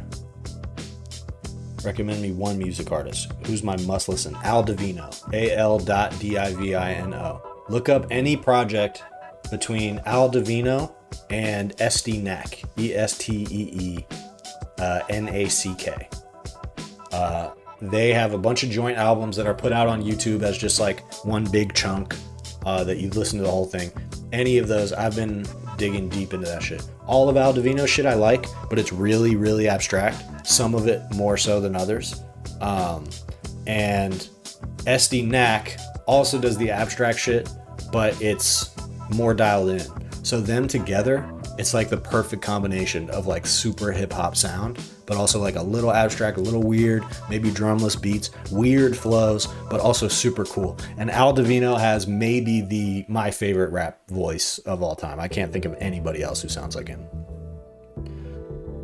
You're saying for her looks much more so than Sydney Sweeney. She also defended Sydney Sweeney in that same article. Did you see that? Which I think I can understand why she did. Yeah, that was an interesting. She kind of said what I said about it too, which is that like socialism. I like the concept, but I don't have the greatest idea of how it would work on like on a broad level. Hell yeah, Mr. Possessive. You know I'm about this shit. Yeah, I didn't read that whole article, but yeah, Al Divino's sick, dude. Definitely my favorite rapper at the moment. And that the EPs are where it's at. That's why I try to drop EPs like that. Not because of him, I've been doing it, but he drops music the way I like to, which is like a collection of songs. It's like one chunk, one YouTube video, and like you just listen to the whole thing. I'm really trying to master that format to be able to put out like 10 minutes to an hour of music at a time and have people consume it that way through YouTube or whatever. That's my vision. So I think that's part of why Al Divino caught my attention, because he was doing a pretty good job of that. Sydney Sweeney is something else. It seems like she's regretting it. It seems like she's regretting where she's at. I think my take on Sydney Sweeney is that I think she's definitely surrounded by Republicans, and so that's her kind of cultural context that she has. And I think she thought she could get away with playing into some of this stuff because she felt like the culture had shifted. I think a lot of Republicans just took for granted that the culture had shifted in their direction. And so she was okay with playing into some of the stuff. She thought essentially she could just like bite through it and not, that it wouldn't come down on her in the way that it has.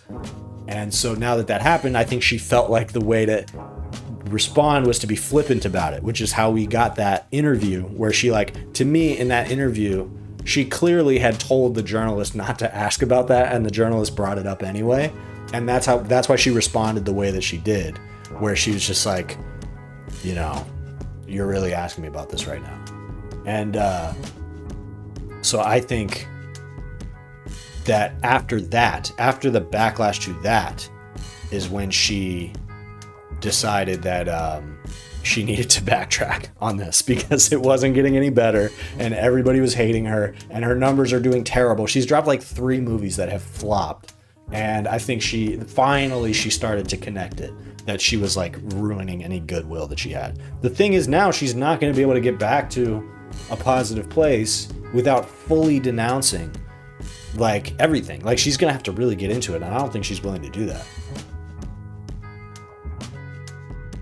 Yeah, it really didn't help her films at all. It's crazy how the people that she's been appealing to with this shit are just not interested in supporting her at all. Like, not even a little. Even when they gesture and posture like they want to, they just don't. I think that's... No, I don't think she's very smart. I think she knew what she was doing. I think she knew damn well what she was doing with the ad. But also it was like there was enough plausible deniability. It wasn't her idea. She was just going along with it. And I think that she was banking, all of them were banking on the idea that by calling it out and saying, this ad is weirdly white supremacist, I think they were banking on the idea of them being like, come on, are you serious? It's a jeans ad. That's all. That's literally what she said. So, you know, I think it's only just now dimly occurring to her that it's not gonna go away. It made a real impression. That's the problem. That ad could have just made like a little bit of a splash and then gone away, but it didn't. It made a real fucking impression. That is a stronger brand on her than anything else she's done in her career so far. And, you know, she's starting to realize that. Whether that means she's going to go full woke and apologize and give us white girl tears, or if she is going to, what she needs to do if she wants to be the right-wing avatar, is she needs to just make more movies like what they want. Just make Sound of Freedom type bullshit. So she's gonna go one direction or the other. She's either gonna like address this at some point, or she's gonna go grift mode.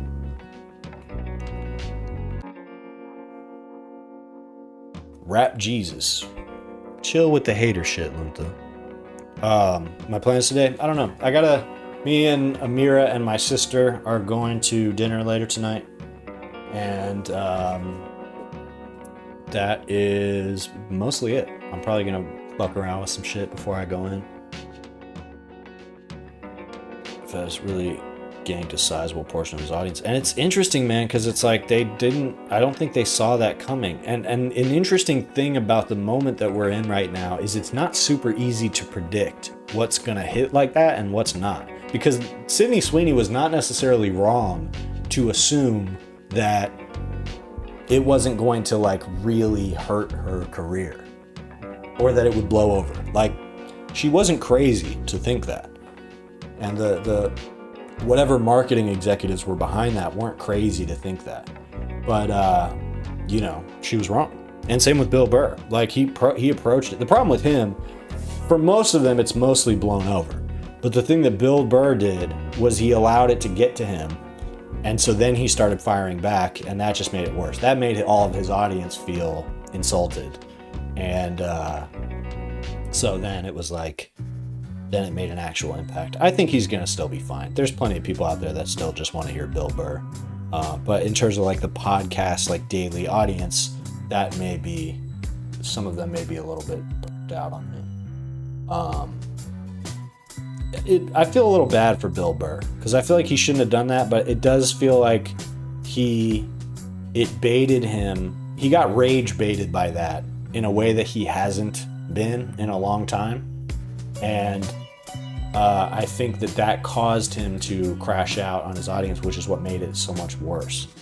Thought of working with a promotional team? It depends on what. A lot of that shit is scams, man. Depends on what. They would have to be really, really specific about what they were offering me. There's different ways of going about it. You know, I could get, if I had 5 people that I could have like do a concerted promotional effort online, like a guerrilla marketing campaign, I think I could do a lot with that. So I would more so go that way. I don't really care about some like PR expert or something. Although like it would be nice to get stuff, to be able to get stuff printed up easier in like different outlets.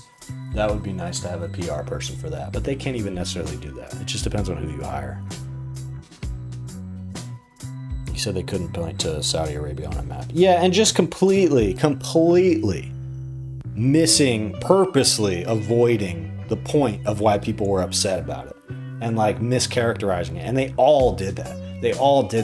And it's like, how can you say that you have any type of moralistic high ground, or that you're doing something that is important, speaking any kind of truth to power, but then you will go and perform to a royal family and take their money and agree to the things that they told you you can't talk about, even if you don't have that in your act, wasn't even anything you wanted to say in the first place, which is what him and Louis C.K. said. Fine, but you're signing on to something that says you can't say those things. Isn't the whole point of being a comedian that as soon as somebody tells you there's something you can't say, that's exactly what you go for? That's the only way that it is.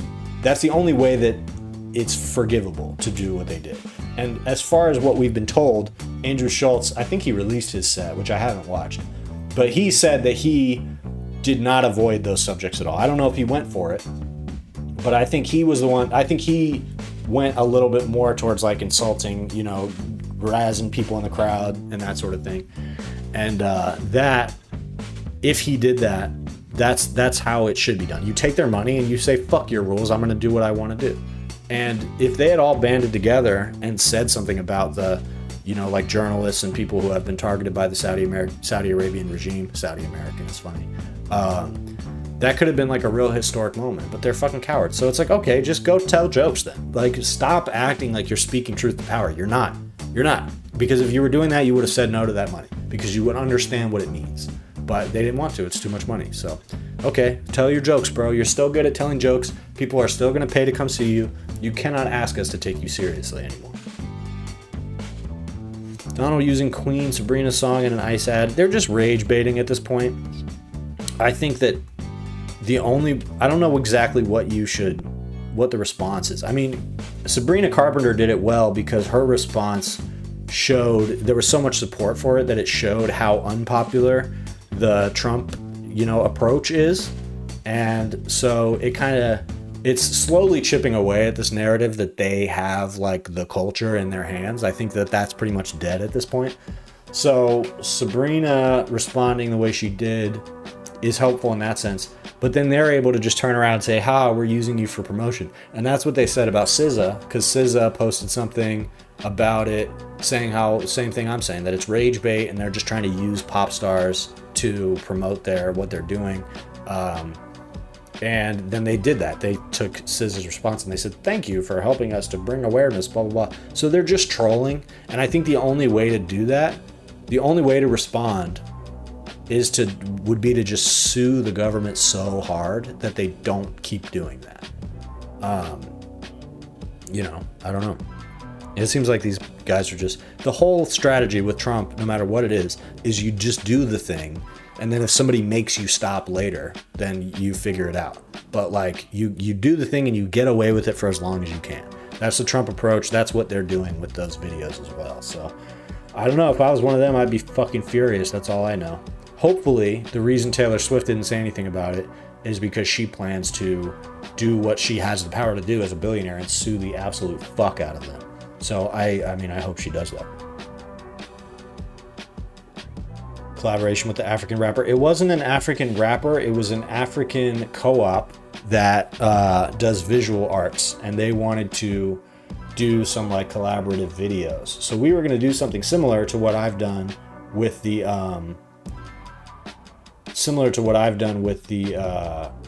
freestyle videos that are like little explainer videos. We were going to do like an explainer video where I wrote a rap and then they made a video for it. I don't know. I haven't heard back from them. I sent them in my track and it's been like a month and a half and I haven't heard. closet conservative. She's always been liberal. People say that, and I get it. Like, aesthetically, she fits the aesthetic.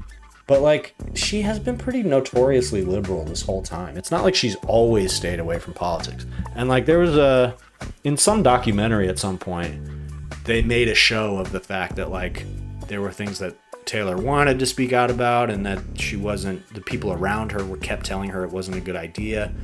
And maybe that was just played up for the camera, but like, it always seemed pretty clear to me that she, you know, she's come out in support of like gay people's rights and said things like that, like vague liberal stuff, you know, like equality of all people, but in a relatively strong way.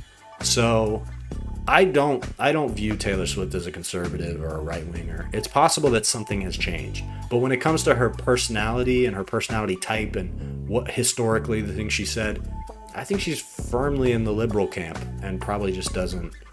She probably has felt that in her experience, it's a net negative to wade into the political world. That's what I would guess.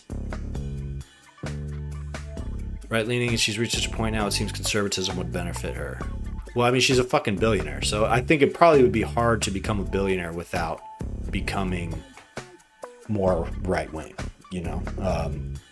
I don't think that makes her like a fascist or like a secret Nazi, but like probably right-wing. Probably neoliberal to right-wing is what I would say has become her politics. Halo Devs also scolded them for using their IP in ICE commercials. Yeah, they just do it. They just do it, and if someone makes them stop. So that's the only answer, is you have to make them stop. You have to apply the maximum amount of pressure so that they stop. I have a normal dude face. What kind of face did you think I had? A cartoon face? Unfortunately, I do not have a cartoon face in real life.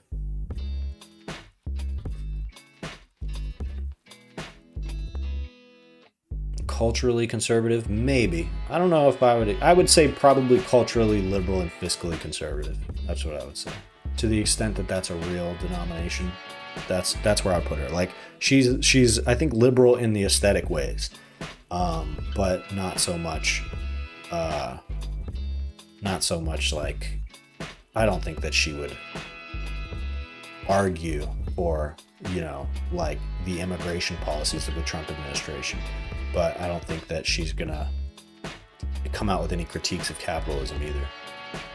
I got beat block and writer's block at the same time. I need motivation. What always helps me is samples. That's why I like sampling, because like when you start with a sample, you kind of never know what you're going to end up with.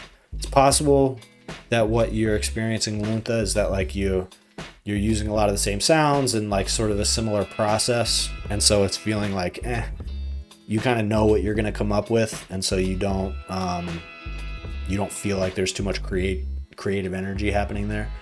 And so the answer there is you just have to throw some new elements into your process. Try starting a beat in a way that you haven't before, and just like force yourself to see where it goes. Or like, you know, get a weird sample and try to make a beat out of it. Challenge yourself with something, even if you don't feel like making it. It kind of goes back to that old quote of inspiration is real, but it has to find you working. I like that quote a lot.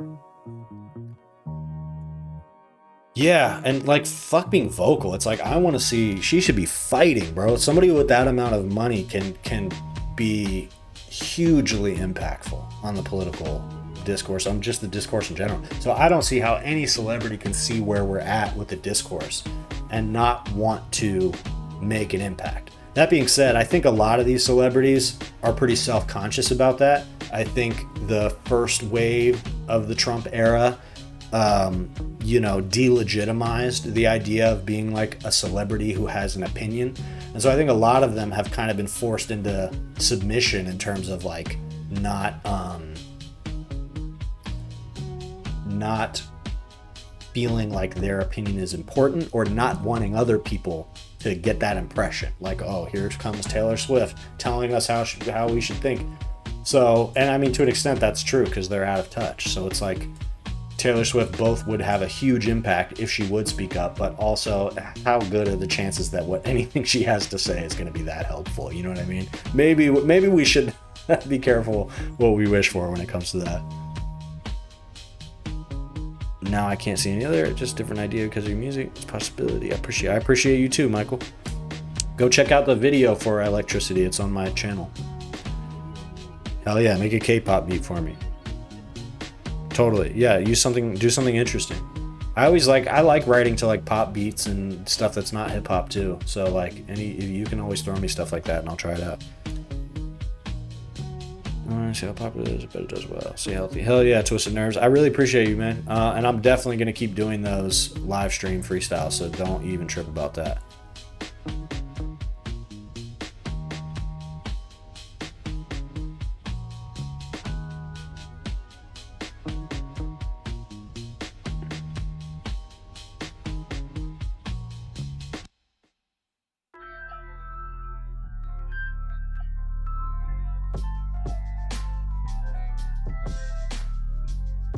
Oh yeah, peace out, Aaron Roberts. Yeah, this format's much better. It's much more engaging for everybody. So I'll be back on doing these lives as consistently as possible. And yeah, I'm gonna keep doing those freestyle live streams too. Have you caught any of those, Mr. Possessive? Mr. Possessive and Christopher Tablante. I want your guys' opinion on the like live streams and the freestyles I've been doing, and then like the little pieces of the freestyles I've put out. What do you guys think of those? Have you caught any of that? They're not getting a great response on the channel, so I'm trying to like juice it a little bit. Hell yeah. Yeah, Aaron, I've seen you in those lives for sure. Buy some suits. I don't know if I'm gonna buy some suits, but I could definitely step it up. Man, I'm hungry. I need to get some food, man. Fuck, it's 4:30. I don't think I have enough time to. I went this whole shift without eating. About to eat some microwave macaroni and cheese in this bitch.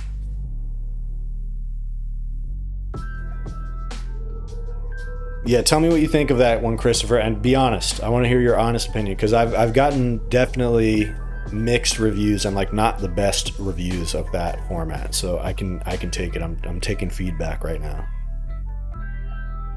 but I just love the idea of being able to freestyle about these topics and then like put out like explainer videos about it. It's such a cool way to do it. The series is garbage. Okay, see, this is the kind of conversation I'm trying to have. So is the problem the Pluribus freestyle video, or is it the show? Because we can argue about Pluribus as a show, but more so what I'm talking about right now is the format. So you saw the Pluribus freestyle. Did you watch it? Did you like it? Did you agree with me, with my assessment? See you, Luntha. Let me know if you come up with anything. Gage Live. Did catch some of it, and I think it's really fun and different style, just being artistic. Not everyone can relate to that. Yeah, and plus I think doing the cartoon head in that is not the best way to go. I think being on camera might work better. That show is amazing. Saying the series is garbage is crazy, because it's one thing to say it's boring. It's another thing to say it's garbage. I mean, it's some of the most high quality stuff on TV at the moment. But I like Bob Villain. I haven't heard of Mooncat. That's an interesting one.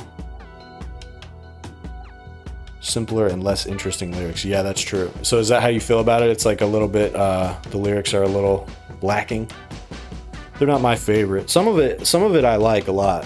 But yeah, I think it's like, I gotta practice with my freestyles because I'm only just now getting back into it, so. But I guess like, does it communicate well? Like if you watch the Cash Patel one, do you walk away with like something to chew on? Like, oh, I'm thinking about this differently, or, because that's all I want. Like whether it's a podcast or rapping, like I'm just trying to give people shit to think about. So freestyle last week when Amira was there was much better. You know, that actually, I think that was where the one with the Cash Patel thing came from. I clipped it out of the live stream. Sit here but still freestyle, and they seem to do pretty well. So yeah, maybe it's just the cartoon face isn't as engaging. Yeah, it is, which is weird for me because the podcast has done so well with the cartoon face. I don't think the podcast would have done as well if I was on camera, but maybe I'm wrong about that.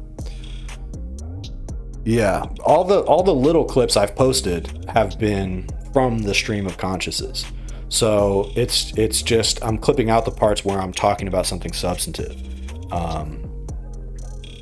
Which, like, yeah, it's hit or miss because there are stumbles. Like, there are parts of those freestyles where I miss a word or I repeat myself or something like that. So it's like a little different than if I wrote it, but it's also so much more like time effective, you know? Does long form content and music and some streams worth checking out? I will check that out. Okay. Is it like hip hop? What type of music is it? No, I guess Bob Dylan wasn't straight up hip hop, so. Oh, so to speak. Yeah, that's possible. That is, I suppose, a way I could do it. But I like it being freestyle. I think the answer is I just need to improve my freestyles. But I guess if I sit watching the video, it's better to be looking at someone. Okay, so, but Salvador, since you were hating on the live or the rapping, I didn't see your last comment. I'm just messing with you. Series is garbage though. It's worrisome. That is what passes for a good show nowadays. I completely disagree with you. I see why it's boring to you, but I think you're being a little harsh. I think it's because on a live, people want to feel like they're actively in conversation. Seeing you pre-recorded content, they don't mind as much, especially when it's a podcast where they listen. Yeah, plus with the podcast, I edit things in, and it's like, you know, that keeps people watching and stuff. Yeah, you're probably right. Mooncat. I don't know music. Mooncat, I mean, she's very strange. Well, we like strange people over here. When you're strange, no one remembers your name. When you're strange. Face or no face is the same, but I guess if I sit watching the video, it's better to be looking at someone. Yeah, it's definitely more engaging. I wonder if the freestyles will work better if I'm on camera. I'll probably try that on Sunday. You guys plan to check in on Sunday for a freestyle, probably around the evening time. Less passion when you're just trying to get the news info out, but when you're locked in on speaking to the audience is when the fire happens. There's possibly some truth to that. She plays a lot of instruments. Didn't see her in a while. Only catch the smaller ones. I like them, that's why I'm here. I like the cartoon face, but who knows? Maybe that a barrier of entry. Yeah. I still got the notifications on. Hell yeah, Mr. Possessive. I've been wondering. I'm also, it's partially my fault because I haven't been doing as many live streams. Plus, I think that when I'm not on camera, it pushes me out in the algorithm less for whatever reason. So, what's up, it?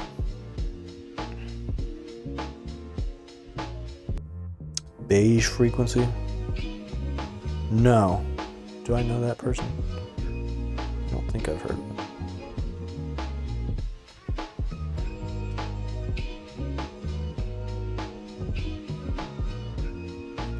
Beige frequency, Brennan Schwab.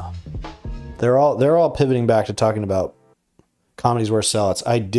I saw this video. I didn't watch it, but I have come across this.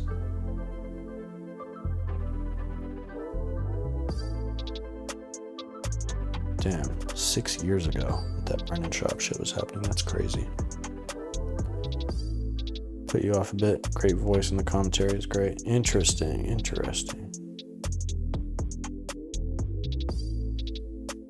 Use political commentary, not baity at all, in depth, well thought out. Hell yeah, Aaron. I really put a lot of effort into like being solid, straightforward, not super poppy, pop culture-y kind of stuff.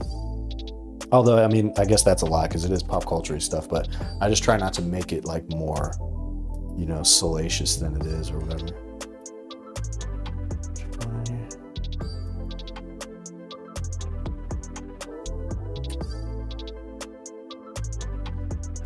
Just sit here with the door open. Interesting. I guess in a way it makes it kind of more low effort, but I'm okay with that. I just like it. I just like cartoons.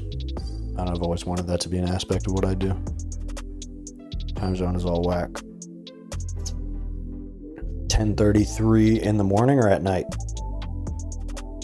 Yeah, that's the goal, Mr. Possessive, is to have like that broad spectrum where it's like people who know less about politics can hear something for the first time. People who know a lot about politics, I can still give them something interesting to think about. That's what I'm going for. I want to be making mountains out of molehills. Yeah, the mountains out of molehills is the stuff that drives me crazy. It's like if I'm going to do a topic, there's going to be enough there for me to get into. Because I like to really talk about the details of this shit. Yeah, a part of it is that like the way I've done my content it's almost like it filters for the type of people who are into the stuff that I like. So if you're watching my shit, it's because you can appreciate the content, the comics or the cartoon type of vibe, or you like the music, you know, the intro song doesn't bother you so much that you stop watching. Like, it's not to me, it might put some people off, but it's not a bad thing that it filters for, you know, people who are interested in that. I want the people who are regular viewers to, you know, like the music and be interested in that aspect of it. So it's like, I guess it's a certain technique. It's worked okay. Yeah, they do get very intense. I try to chill with the intensity. I can be a pretty intense person too, but it's like I try to communicate things in a way that like is straightforward. Easily digestible. Great work on that front. Thank you, Mr. Brazesso. I appreciate that. Keith Edwards. Yeah, I've heard that. Cartoons also make people focus on the music instead of the person. Yeah, I think so too. Yeah, it's like it kind of I think people are inclined to agree with, watch, and support people that look like them. I think that's a subconscious thing. So I think the cartoon bypasses that a little bit, which I like. Yeah, intro song. I love the intro song. Some people hate it. It's so easy for me to ignore them though. It's so fun for me to ignore them.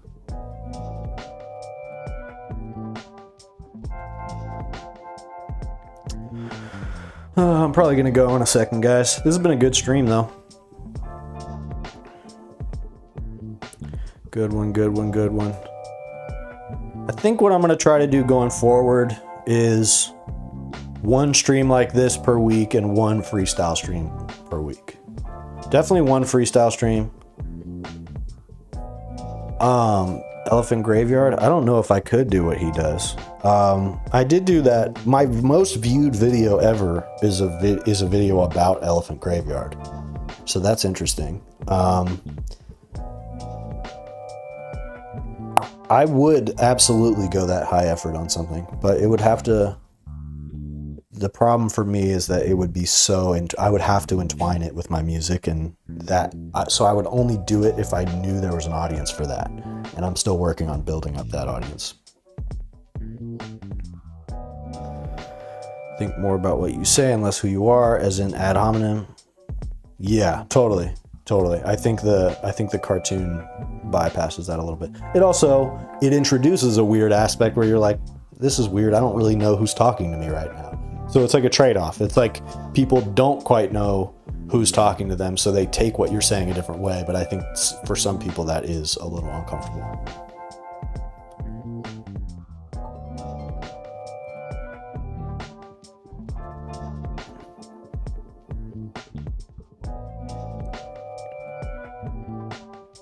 Interesting. Yeah, I think that style that Elephant Graveyard does is going to be like a huge... that's going to be a hugely impactful, not just that video or those videos he's done, but like that style of video. Because what I said about it in the video I made is that it kind of reflects the conspiracy theorist type. It plays into what they like. So to replace that aesthetic that they're used to with something that points towards real life, something that's a better ethic, a better political worldview, you know, that could be part of the answer to all of the conspiracy horseshit that has taken over the culture. Hell yeah, top channels for 2025. I saw that for a couple people. Yeah, go stream Electricity. Matter of fact, I'm gonna play that real quick. And then we're gonna move on with our lives. Yeah, I'll play this song to bring us out. I'll play the video. This is something I haven't done on stream. This will be cool.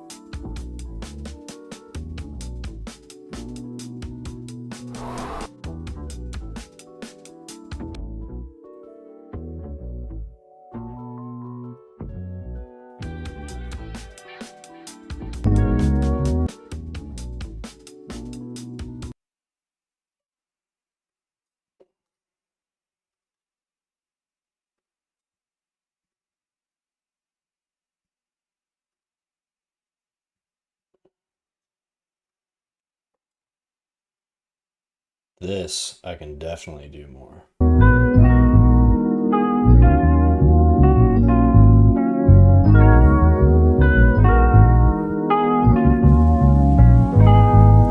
Yeah, we can debate on stage, meanwhile the kids suffering. Feds overstep and just cut to wrist cuffing. Forgot about COVID and wonder why your nose snuffling. That's the end of the show, so just get your shoes shuffling. Cops hunt for Nazi punches, look for bruised knuckles. Crazy uncles hunt for clues, so I snuck some in. The future's hidden in the past, I don't know who told you. You talking about Fight Club, I don't know who taught you. Parents of Hitler youths are browsing on Truth Social. Parallel with reality, never meet too close to. Too much to do, the mission is too crucial. Shout it out from the rooftops until I lose vocals. Who gon' take it there? Who gon' take it there? Who gon' take it there? Who gon' take it there? Electricity, electricity, electricity, electricity. You know what's in the air, you know what's in the air, you know what's in the air, you know what's in the air. It's possibility, it's possibility, it's possibility, it's possibility. Yeah, king of the most drones, who's gonna take it home? Awards for warmongers, swing the pendulum. Fast forward 100 years, let's see the outcome. I know it won't be long, might as well mow along. I keep the hope alive, somehow it's in the song. Living when it's hitting right, just let it come to life and see what comes to light. I need your undivided attention at once, no punchlines. Pardon my eccentricity, mistake my moral compass for complicity. I'm kinda pissed somebody's fucking with my history. Regardless, I'm still blessed, they're still listening, they're still listening. Who gon' take it there? Who gon' take it there? Who gon' take it there? Who gon' take it there? Electricity, electricity, electricity, electricity. You know what's in the air, you know what's in the air, you know what's in the air, you know what's in the air. It's possibility, it's possibility, it's possibility, it's possibility.